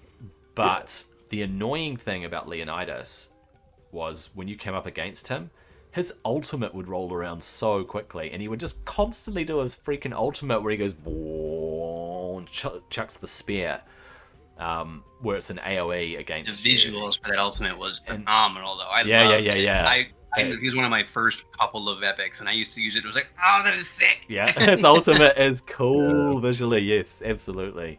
But I got sick of the enemy Leonidas coming in and going, hey, I'm gonna have a greater. Was Sharpen 2 in the alpha? I can't remember if he increased his chance to do strong hits. Remember the Sharpen. Yeah, but definitely this whole playing with the barrier thing, where he's just he kept getting a barrier, the enemy Leonidas, and then he kept doing his ultimate. It was freaking annoying, I have to say. But as your hero and your team, he didn't really have much of a place. I say one thing I was noticing, and I've been continuously thinking that because I'm always looking at the imprints. There's been no epic heroes so far has had a good imprint. I would use an epic imprint. I think it's been that great. Dora was in the alpha. Do you remember her? Yeah. She's a disruptor, eternal as well. I seem to be getting a lot of the internals. So she's also chaos. Attack on her basic is scaling on attack percent, 2 enemies at random, each hit having a 30% chance to steal a random buff. Her core has another scaling on attack as well, 3 enemies at random, each hit having a 40% chance to steal divinity this time, with the awakening 3 bonus as stealing turn meter as well. Her ultimate at 1150, it's pretty mid-range there, attacking all enemies, attack scaling as well, 75% chance to place a random disable for 1 turn. Now that could be interesting if you get something like a stun or taunt or a shade. When it comes down to her actual HP and defense, her HP's higher, defense is kind of low, so if she gets a taunt, that might hurt. But her passive, though, 50% chance to transfer a debuff on this hero when attacking enemies as well. With the Awakening 5 bonus, now if a debuff is transferred, you're extending the duration of all debuffs on the target by 1 turn as well. She's got no leader bonus or anything like that. Affinity gain a bonus from placing a debuff or disable, so realistically that's kind of more passive and ultimate, so not going to get it as often as like some of the others, but I mean, I think I used her a little bit. Stealing the divinity was great. Don't remember if I awakened her or not, though. I might have, just to clear up space. The transferring of the 1 debuff, though, that was kind of nice to have. Did kind of save my butt a couple times, actually. Yeah, the random disable, I think, is what trips me up, because it'll be interesting to see, obviously, like, again, if she's a little bit on the weaker side, so you can have to build her up a little bit. If she gets, a taunt or something, she's going to take a big boof. Heavy RNG. She is heavy RNG. She is. She's very mid as well, just in terms of what she brings to the party and the content. So I used her to get past, I think, Golden Guardian level 60, and that was probably about it. Because she was playing with the whole divinity thing, and because Golden Guardian was based on you wanted it to reach its ultimate just before it died, and then not be able to take its ultimate. I think that was the play with Golden Guardian. I can't remember the exact details, but you wanted to actually, scale it up so that it was about to take its ultimate, but it didn't actually get to take its ultimate. And so she actually really helped with that. And that was it. Like the rest of the content that we had access to in alpha, she didn't bring the biscuits. she just wasn't. Yeah, she wasn't a very good champion to use in most of the content. Good evaluation. Persephone, Queen of the Dead. We did not get to play with Persephone, but she seems like a pretty cool champion from what I've seen. She's a disruptor, eternal. Oh, another eternal. Here we go. Queen of the Underworld. Her basic, attack a single enemy with a chance to increase the duration of a debuff. Here we go. Core, AoE, with a chance to decrease the target's turn meter.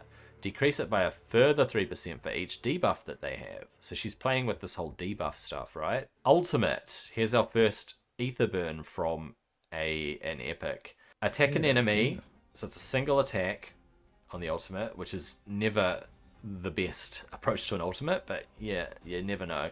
With a chance to remove 2 buffs from the target, and then places Ether Burn 2 for 2 turns. If Hades is on the team, also has a chance to place Resistance down 2 on the target for 2 turns. A little bit niche there. Awakened removes all buffs with her ultimate. So you can basically choose to buff strip somebody with her and place Ether Burn. What does Ether Burn do? Increases weak hit chance by 5% on Ether Burn 1. Reduces divinity of all allied heroes by 3%. Does not reduce boss divinity. So then it just increases those numbers for 2 to 10%, 6% for your weak hit chance, and then divinity. And then the Ether Burn 3 is increasing weak hit chance by 15 and 9% for... Yep. So it's basically stopping them from taking their ultimates as often, while also, increasing their weak hit chance, which is kind of a nasty little debuff, isn't it? Her passive, when an enemy gains a debuff, decrease their divinity by 5%. So she's trying to decrease their divinity all the time. She's trying to just stop them taking their... She's basically the ultimate blocker. She stops the enemy team from taking their ultimate. Awakening 5 increases this hero's turn meter by 5% whenever an enemy gains a debuff. If Hades is on the team, he receives the same amount of turn meter. So she's there to support Hades. If you've got Hades and you've got Persephone, then you have a pretty decent combo in terms of saying to the enemy, look, you're not going to take your ultimates, and I'm going to weaken you so that you take more debuffs. And guess who places debuffs? Hades. So she's basically been built to support her husband, Hades. So she does also 40% accuracy in arena battles, which is a very interesting choice of content. I don't know how I feel about her. For a disruptor, I mean, I think she has her place. Again, I think you need a lot really to make her work. And unfortunately, we're not obviously looking at the legendary. So and I haven't really looked at Hades. He wasn't in the alpha yet, so I don't even know how much of that's going to be dependent on his kit, and how much he gets activated by her or vice versa. If it's going to be a phenomenal synergy or if it's going to be meh. I don't even see anything in his kit currently right now either that unlocks her, so she's not even necessary for... It's more of he unlocks her a little bit more, and one of those one of those combo things. We have... You pronounce that? Polyphemus. Polyphemus? Yeah, Polyphemus. Blinded Giant. It's one of the first Cyclops we're checking out. So we got a brawler here, strength hero, jumping into his basic. Attack one enemy, 10% HP, 128% attack. 75% chance to place Despair for 1 turn. Max Awakened, he has placing Despair as a 75% chance to spread the Despair to 1 other enemy. Core is remove any debuff from this hero, then attack all enemies. % HP, 110% attack. If an enemy is under disable, place Barrier based on 3% of your defense. Or do you think that's place Barrier and a shield? 3%. It's just Barrier on this hero. Yeah. Just Barrier. Okay. So place a Barrier of 3% defense on this hero. Also inflict 25% increased damage to disruptors.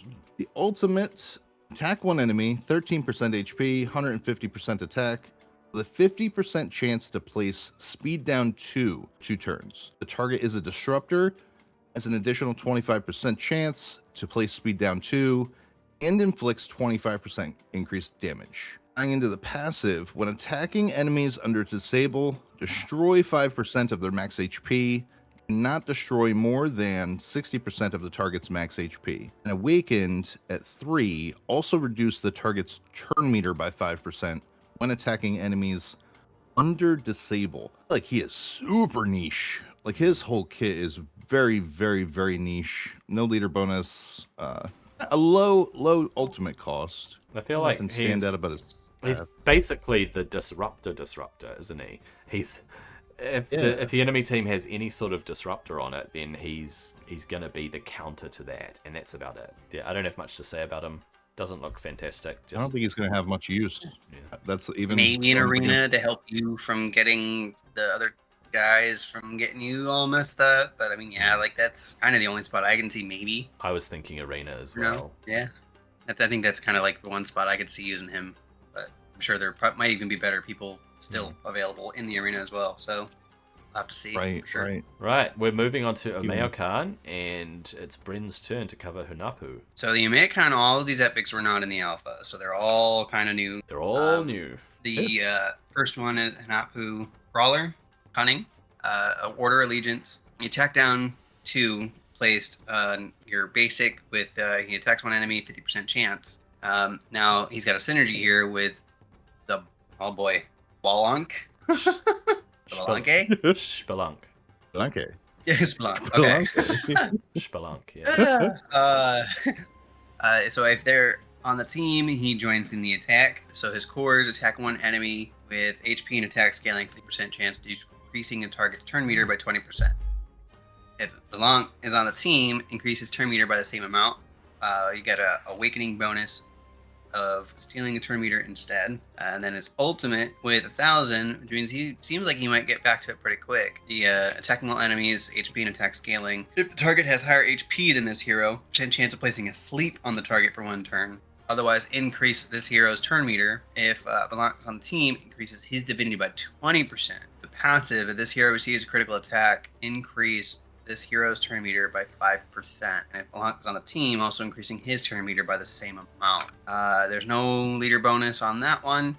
His divinity generator for the bonus is when this hero or Xbalanque inflict damage to an enemy. So essentially, like, pairing these two seems like it's gonna end up being the play. His kit is very heavily boosted by Xbalanque being on the team. I could see him being like, if they have some sort of like a legion or a like allies, being from the same place, he's gonna be a good pairing. I could see him being used in that for sure. I guess we'll have to see what the dungeons all look like too. But he's gonna be boosting up the speed. His ultimate comes pretty quick. I love this realm as a whole. Like Omeokan is really strong. Like looking through all of them, like really, really strong. Yeah, I think you nailed it. I think especially more specific for like realm only content. That's where it's gonna fit this hero. Yeah. Some sort of faction wars or where you have realm-based content, as you said, Dan. I think this guy could fit in. Aside from that, I don't see him fitting into most teams and most parties for most of the content. Seems a bit odd that it's if the target has higher HP, he has a chance to play Sleep, because as a brawler, he's going to have high HP. So it's not right. However, because when you get into heavier content, there will be a point where every enemy is going to have higher HP than your party members regardless.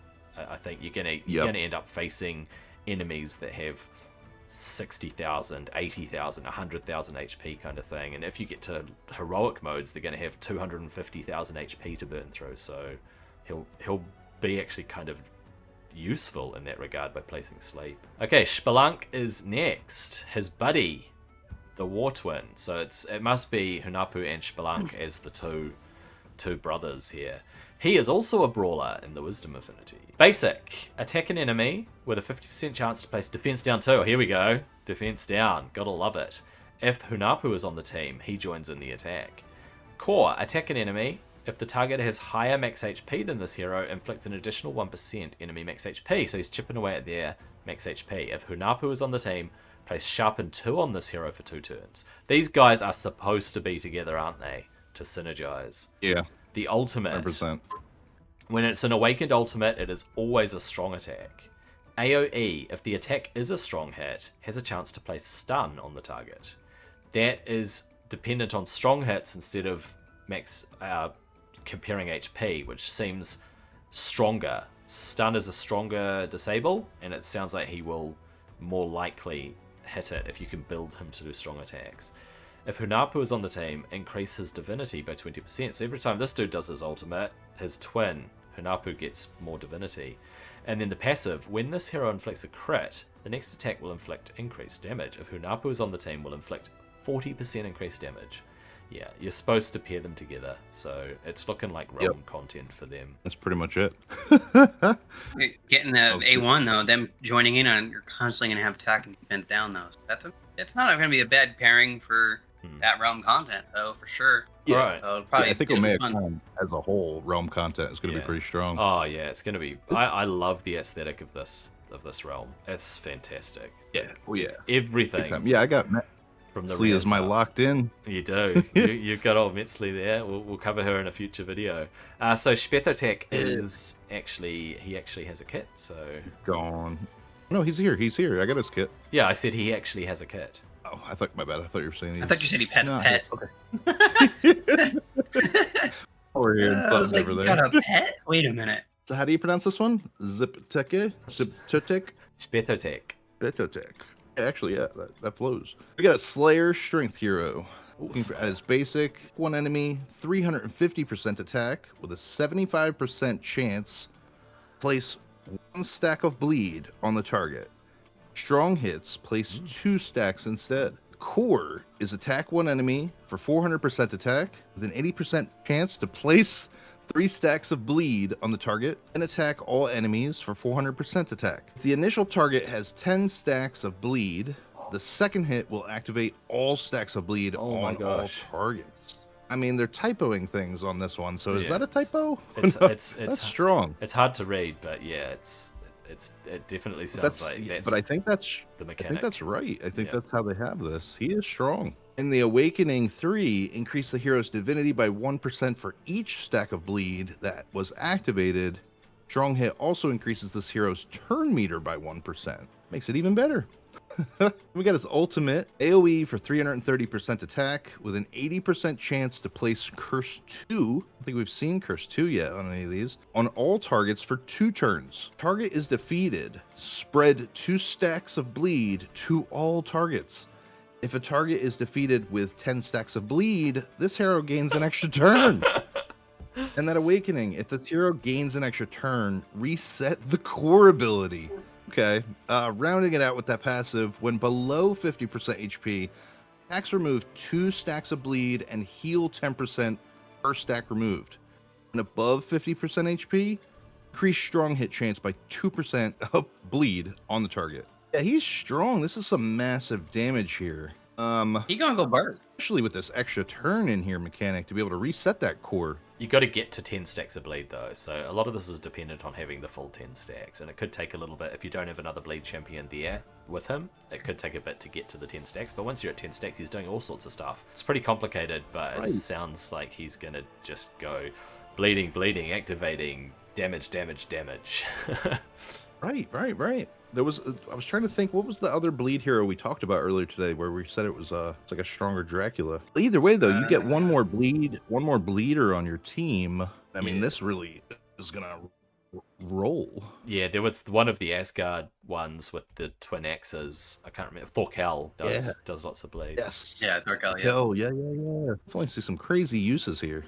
So we don't have a kit for Xolotl, which means that Xolotl is next. And you were good with these names. You got really good pronunciation here.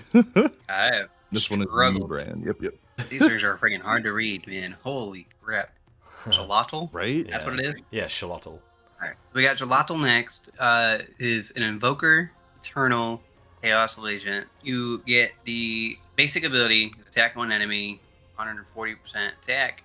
Increases hero's divinity by 50, placing a random buff, a random ally for 1 turn. Possible buffs. The speed up 2, attack up, or initiate up, all 2. Oh, and defense up as well. Prioritizes allies who trigger Path of the Psychopomp, which is her passive. Awakening up to 5, also place our random buff on this hero for 1 turn. Then go into her core. We get attack 1 enemy, 150% attack damage, scaling with mirror 1 random buff from the target, increasing duration of 1 random buff on all allies. That's an interesting one. Mirror. Attacking 1 enemy on the ultimate, so she's very single target. 140% attack, place sharpen on all allies for 2 turns. If Quetzalcoatl is on the team, they'll join the attack. Now, Quetzalcoatl is one of the legendaries, and he was very good in the alpha. They might have done a recent nerf on him, though, right? think I might have saw, but we'll have to see. 20% chance in the passive to join an ally in attacking, and when you join the ally, you heal by 5% max HP. All allies and increase their divinity by 5%.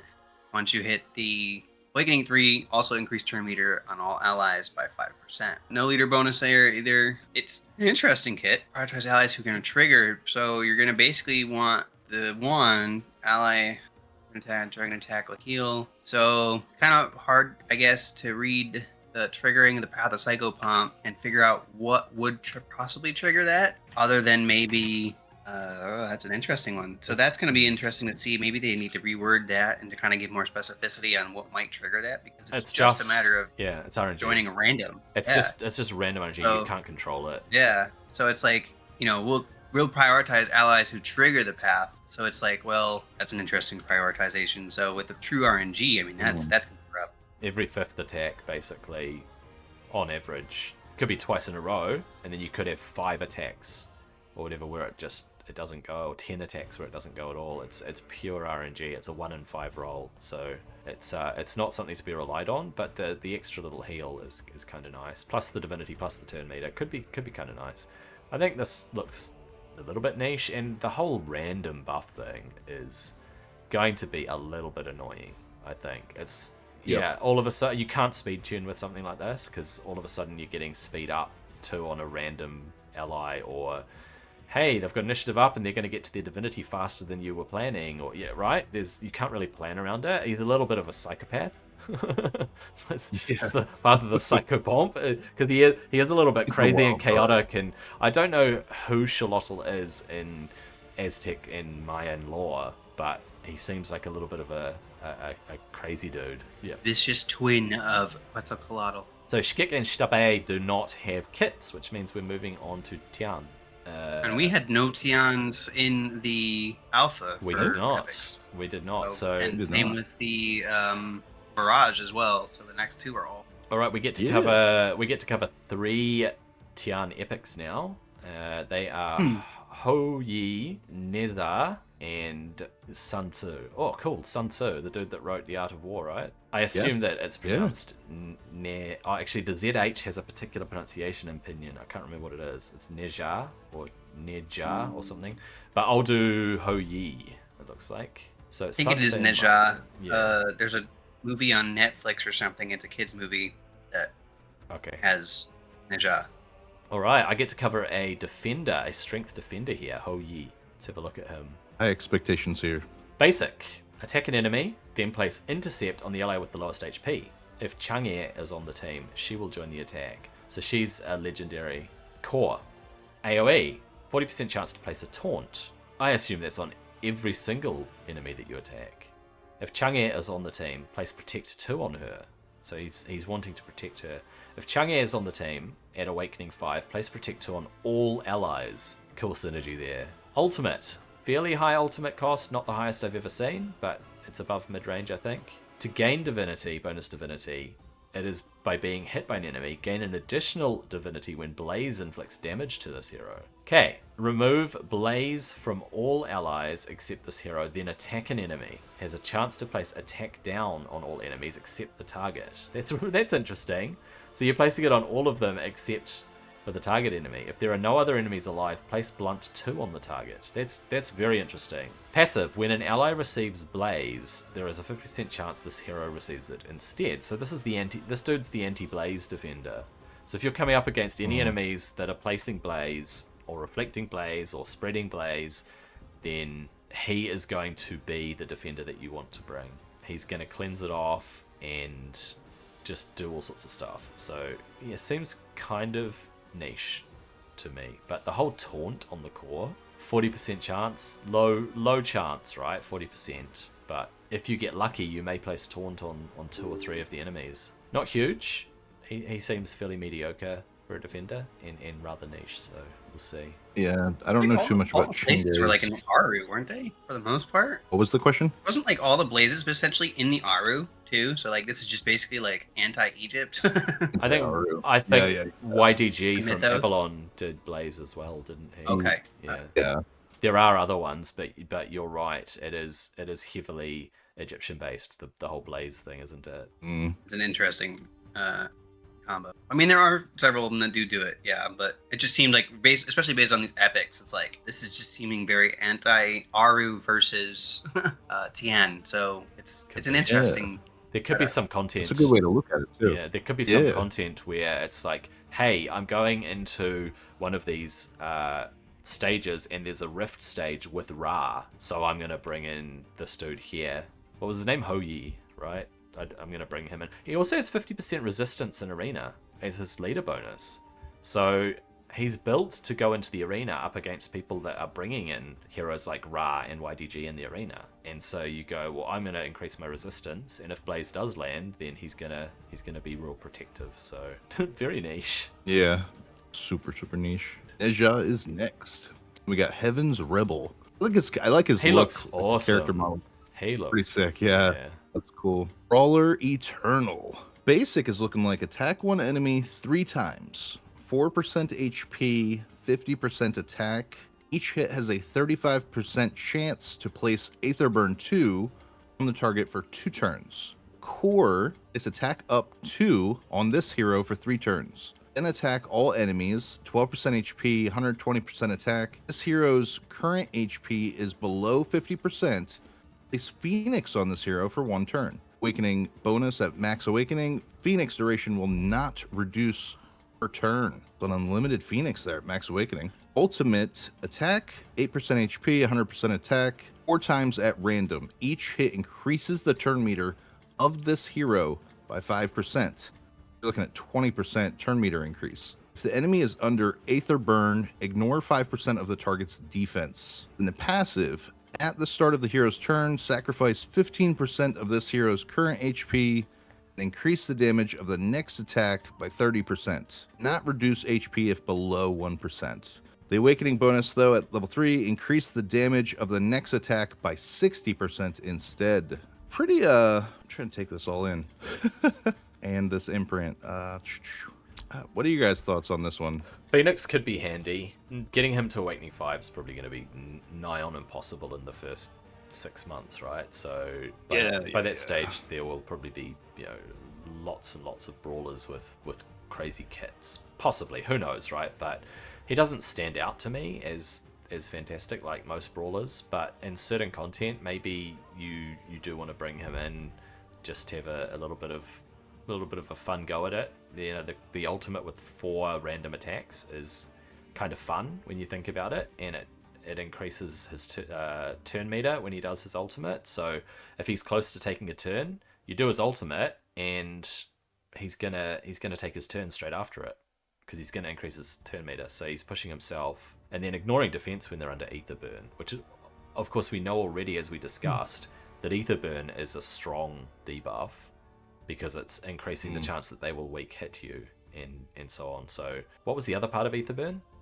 Divinity reduction. So the fact that their divinity is reduced and they're not taking their ultimates as often, he takes his ultimate and he ignores their defense because they got Etherburn, and it's all right. But we know that brawlers don't really hit that hard. It's just this whole Phoenix thing on his core, I think, is going to be useful. Yeah, he could be a solo dude in certain content, maybe. Like some of these other guys, like Gilgamesh and so on, and Gogmagog, and some of these other brawlers that you would bring in for solo content for whatever the reason is. If it's to 3-star something, if it's to get an achievement, if it's to do a community challenge, whatever. This guy could be fun to bring in for solo content. Yeah, exactly. He's gonna want a little heal, also. He's sacrificing. Oh yeah, 15% of current HP. He's gonna want a healer with him for sure, 100%. Or a set. I was looking through double checking to make sure like he didn't heal himself anywhere, but no, I don't see it. He doesn't. But there are sets. There are sets that give you back health, like the. True. I can't remember what Avenger was. It Avengers set. The 6-piece was really crazy. Yeah. The life seal set. Yeah. So he's gonna want some sort of assistance from something to heal, whether a set there or another person that'll heal him. And reading that was fun because, like I said, there was a movie on Netflix about this, and he very reminiscent of the actual training is lower there too. So it's kind of fun. I may not use them too many places right now. Guess we'll see what comes up. Yeah, probably. But I'm looking forward to using them just at that point for some nostalgia.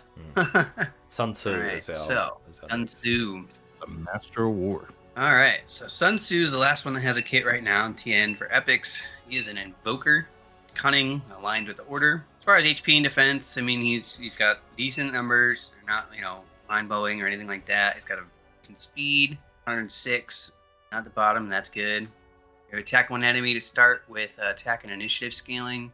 35% chance to mirror the random buff. That's twice that we've seen that now recently too. The mirroring of a random buff. That sounds like it'll be fun.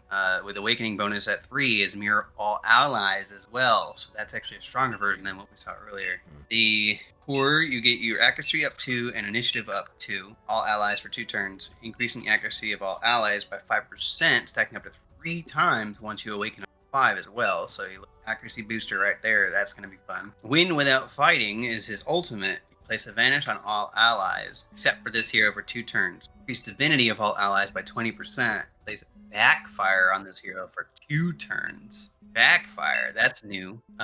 So that's when this hero would gain a non-resistant debuff, prevent it, and apply the debuff to the enemy instead. Each trigger reducing backfire's duration.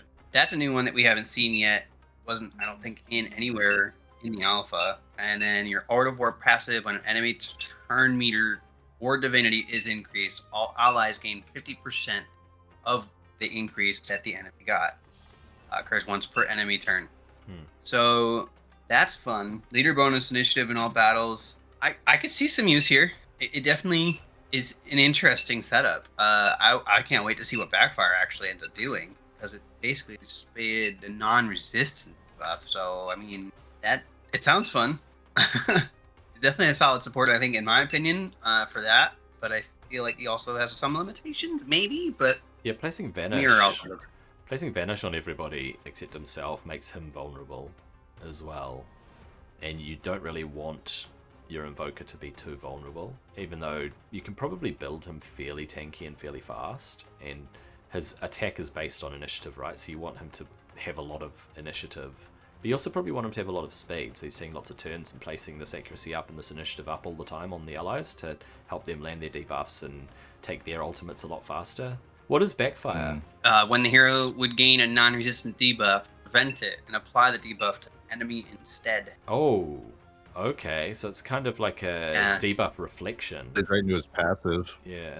Yeah. Damn. That's kind of cool. So yeah, they go, you're up against a team where they have heavy debuffers. He vanishes his team so that they don't get targeted, and then the enemy team tries to place a debuff on him, and it backfires. I think they nailed this again with his lore. If you really think about it, too, Master of War. You know what I mean? This is such a very strategic kit. Awesome. Yeah, very strategic. Yeah, Master of War lives up to it. That's our last Tian, right? Yep, and now Virage. Okay, we are up to Virage. We can cover 4 of these 5 epics. Polydnitsa is the only one that does not have a kit.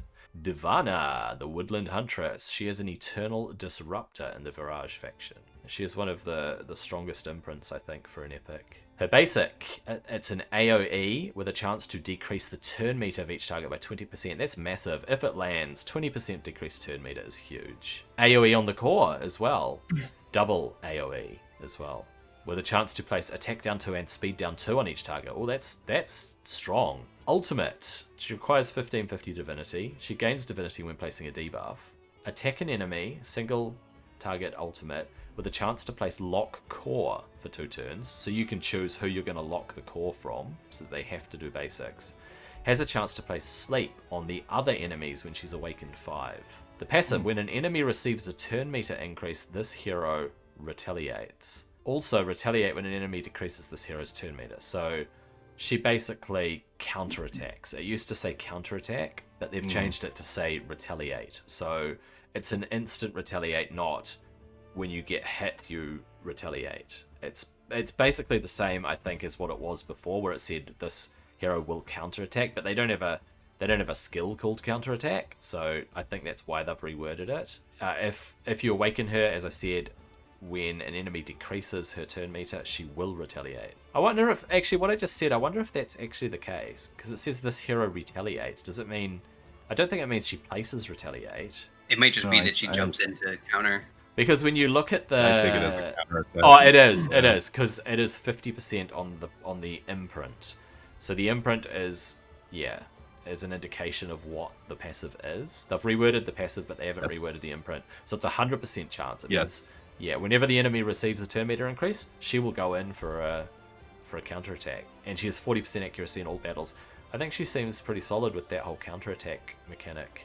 Yeah. Decrease their turn meter too. And if she keeps counterattacking, the ultimate with the AoE sleep is pretty solid. Yeah, if you can get to Awakening 5 though, that's way down the track. Yeah. Gonna take a while to get to that point. Oh yeah. You never know with these whales, man. Touche. Somebody will go spend a couple hundred and somehow end up with it. Right. Yeah, it's an epic. It's not. I'm talking legendary money. Yeah. But yeah. Next up, Koshchei. Am I pronouncing that one right? Koshchei? I don't know. You can pronounce it how you like. I think it's Koshchei, but whatever. Okay. The Soulband Enchanter, Disruptor, Cunning. Basic is attack one enemy, 290% attack, 75% chance to steal 10% of the target's divinity. Core, attack all enemies, 260% attack with a 50% chance to place resistance down 2 and initiative down 2 on each target for 2 turns. Solid core.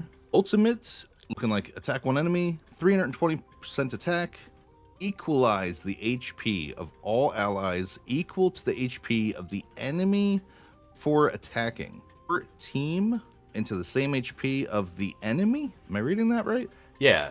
Yep, okay. If the target HP falls below 50% HP, also reduce their divinity by 30%. Now, if and Max Awakening, if the target is under resistance down or initiative down, increase their core ability cooldown by 2 turns and place lock ultimate for 1 turn. This passive is enemies under resistance down or initiative down inflict 20% less damage when attacking this hero or allies. The Awakening at level 3 is at the start of this hero's turn. Reduce each enemy's attack and defense by 5% up to 4 times, so up to 20%, which remains active while this hero is alive. This ultimate is really throwing me off. I can't see where that would be. Equalize the HP of all allies. Maybe I'm understanding it weird. Equalize the HP of all allies equal to the HP of the enemy or attacking. Yeah, so you're basically healing your team. So basically, if you choose to attack a full health enemy, then you are bringing your team back up to full health. If you attack a really, really low HP enemy, then your team's You're screwing your team. Your team's your team's health is not going to rise much at all. Right. So you want to be attacking someone with a lot of health. If they're just above 50% and you push them below, you could use that as a tactic. It's quite strategic, isn't it? You can use that as a tactic to push their divinity down. 30% divinity reduction. You could go, well, they're just above 50%. If I attack them, they're definitely going below 50%. Therefore, I'll reduce their divinity, plus my team gets a bit of a heal. It's kind of a payoff. He's all about this resistance down, this initiative down, though. So it's, I want to land debuffs, and I don't want them to have their ultimates. Yeah. And reducing their attack and defense if he's Awakened 3. So I want to say, though, for a Disruptor, not that strong. Like, he's not too much of really fitting that role of a Disruptor. Yeah, he's all about pushing back their divinity and their ultimates. He's about preventing them from taking their ultimates and from potentially taking more damage from resistance. Lowered resistance down will help with like other invokers and things, trying to put other debuffs on too as well. I mean, like, he's more of like a support. He's definitely more of a support style, but it'll be interesting. The tree guy next, Bran. Leshy, Vanishing Woodwalker. He reminds me of the tree ants from Lord of the Rings, to be perfectly honest with you. He is a slayer. He's cunning and chaos allegiance. He's got some higher HP and attack. He's on his basic. It's Vengeful Vines. You have attack one enemy, 340% attack, 35% chance to place vulnerable to turn. Once you awaken him to 5, the hero's If this hero is under Vanish, has a 35% chance to place vulnerable 2 on all enemies for 1 turn. Forest Illusion, freaking go over to Tainted Overgrowth for his core. Attack all enemies with attack scaling and 65% chance to place Acid for 2 turns. And then you go to his ultimate of Forest Illusions, attack all enemies, 410% attack scaling. That's quite a scale. Attack defeats an enemy, 75% chance to place Sleep on all enemies for 1 turn. And at Awakening 3, after attacking, place Vanish on this hero as well. That's where the Vanish of the basic will actually come into play. Is you have to obviously hit 3, but you don't really get to benefit off it off 1 until you get to 5. So attacks have 50% chance to increase Divinity by 5% when attacking under Vanish. So his passive is kind of useless until you awaken him, it seems. Imprint is the same with the 2.5% when attacking. I mean, he's going to be very niche. Looks like you have to have him up and awakened in order to actually properly use him. His passive is going to be kind of useless until that. Yeah, I feel like that. He's going to be very niche, and he's kind of useless until you awaken. So, like, you're going to have multiple copies of him before you can even utilize him. It's an interesting way to go about it, I think. I guess we'll see. He's still placing vulnerable on Acid, though. You have to remember that you're going to have to build him with a bit of accuracy because you want to land vulnerable and you want to land Acid. Because Acid reduces healing and breaks the set. So if it's in PvP and you bring this in and you're chucking Acid out on the enemy team, if he does enough damage, he could be a good bit of a PvP addition. Plus AoE on the ultimate and chance to place Sleep. So Sleep is kind of super helpful in PvP as well. Okay, Mokosh. It's looking like you're rounding us out. Yeah, you got the last one. Gosh. Okay, let's take a look at Mokosh with a very cool costume on. Lady of Waters. She is a Wisdom Invoker. Let's take a look at her. Basic. Attack an enemy and increase the turn meter and divinity of the ally with the highest attack by 5%. That's cool, right?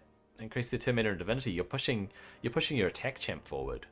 It's only 5%, but it's still kind of handy. Core. Basic, yeah. Place Radiance 2 and Stalwart on a target ally, so you choose who's going to get this. If the target is aligned with Order, also place Defense up 2. If the target is aligned with Chaos, place Attack up 2. So that's actually that's control. That's not just RNG. You actually have control over what this core does. Useful, very useful. Radiance and Stalwart and Defense. Ultimate, Revive. So she's got to revive one ally, 30%. HP and turn meter, and place Phoenix on them. So it means they're actually going to survive a killing blow after you've revived them.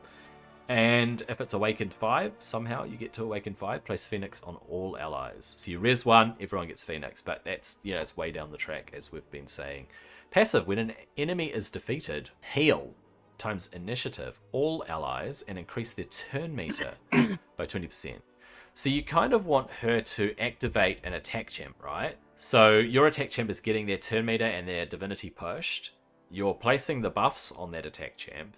That attack champ is going in and defeating an enemy, and then it heals everyone and increases their turn meter. So they're going to get turns again. And so that attack champ can have another turn and defeat another enemy. So I think that synergy between her and how she supports a Slayer is actually pretty solid, especially with the revive. An awakening bonus on that passive is interesting. Yes. Increase all allies' divinity, so they're going to get their ultimates as well, not just attacks. She also has a leader bonus, we can see here, of initiative in all battles. So you want to build initiative on her because you want her ultimate to roll around, because you want to be able to do that resurrection, that revive. But then everybody else gets initiative, so they get their divinity pushed if she's awakened, and they get more initiative to push their divinity forward as well. So she's a little bit of an ultimate enabler, and strong buffs. Yeah, strong buffs here. Plays into that whale aspect again, where placing a Phoenix on all allies. Until you get her to Awakening 5, like, how much are you gonna really use her yourself on allies once you're at 5? It's definitely nice. Yeah. Huh. Okay, parting thoughts. Really cool to be able to go through all of these epic heroes. I haven't memorized their kits. I don't think you guys have memorized their kits. We've seen basically every buff, basically every debuff, every disable under the sun coming from all of these epics. Some of them very niche, some of them synergizing well with other members of the party. You have to think about party makeup, you have to think about content, you have to think about areas of the game where any of these given heroes can be used or should be used, or you just don't want to use them at all. Not looking at Pandora or anything, but certain epics you probably will not use or may shy away from. However, I'm glad that we covered this. I'm glad that we were able to break down their kits and look at what they're capable of, and sort of look at, hey, on paper they look good, or hey, we played them in alpha, or whatever the case may be. I think overall, really good exercise in taking a look at what's available, what's coming up, and what we're looking forward to experiencing. Parting words, Bryn. I think this was fun. I jumped around a little bit earlier. I got to make some connections here that were fun. And I think, just going through everything as the kits are still kind of being finalized. I mean, that was one of the things that the website does show is none of this is final yet. When this thing goes live, heck, some of the stuff can still change. They can now usually change left or right, have something start doing AoE instead of target. So like anything right now is at least so up in the air. Our opinions and thoughts can change if they change it later on. And so this is just kind of currently how it sits. And at that point, I mean, wait and see what happens and go from there. And I look forward to jumping in the game and seeing what comes of it. So absolutely. Dan. Yeah, epic heroes, definitely some different surprises in here, but we have a lot more to explore. It was that massive 19 heroes we don't have the kits for? That's right. So a lot of different directions they could go. And then even with the few that we did see, you could tell that there's room for improvement that they're planning to make, or changes that they plan to make. But yeah, we did the coverage of the rares last week. Now we're looking at the epics this week, and definitely see the gradual progression, where the strengths come from, where the weaknesses are. So this is awesome, breaking them down like this. I'm really looking forward to the legendaries next. Me too, I have to say. That's everything that we have time for. It's yet another long video, but we covered a lot of stuff. So thank you, Bren, for being here. Thank you, Dan, for being here. Thank you for collaborating with me on this. It was a fantastic conversation, covering so much stuff. I hope you enjoyed this video, and I'll see you on the next one.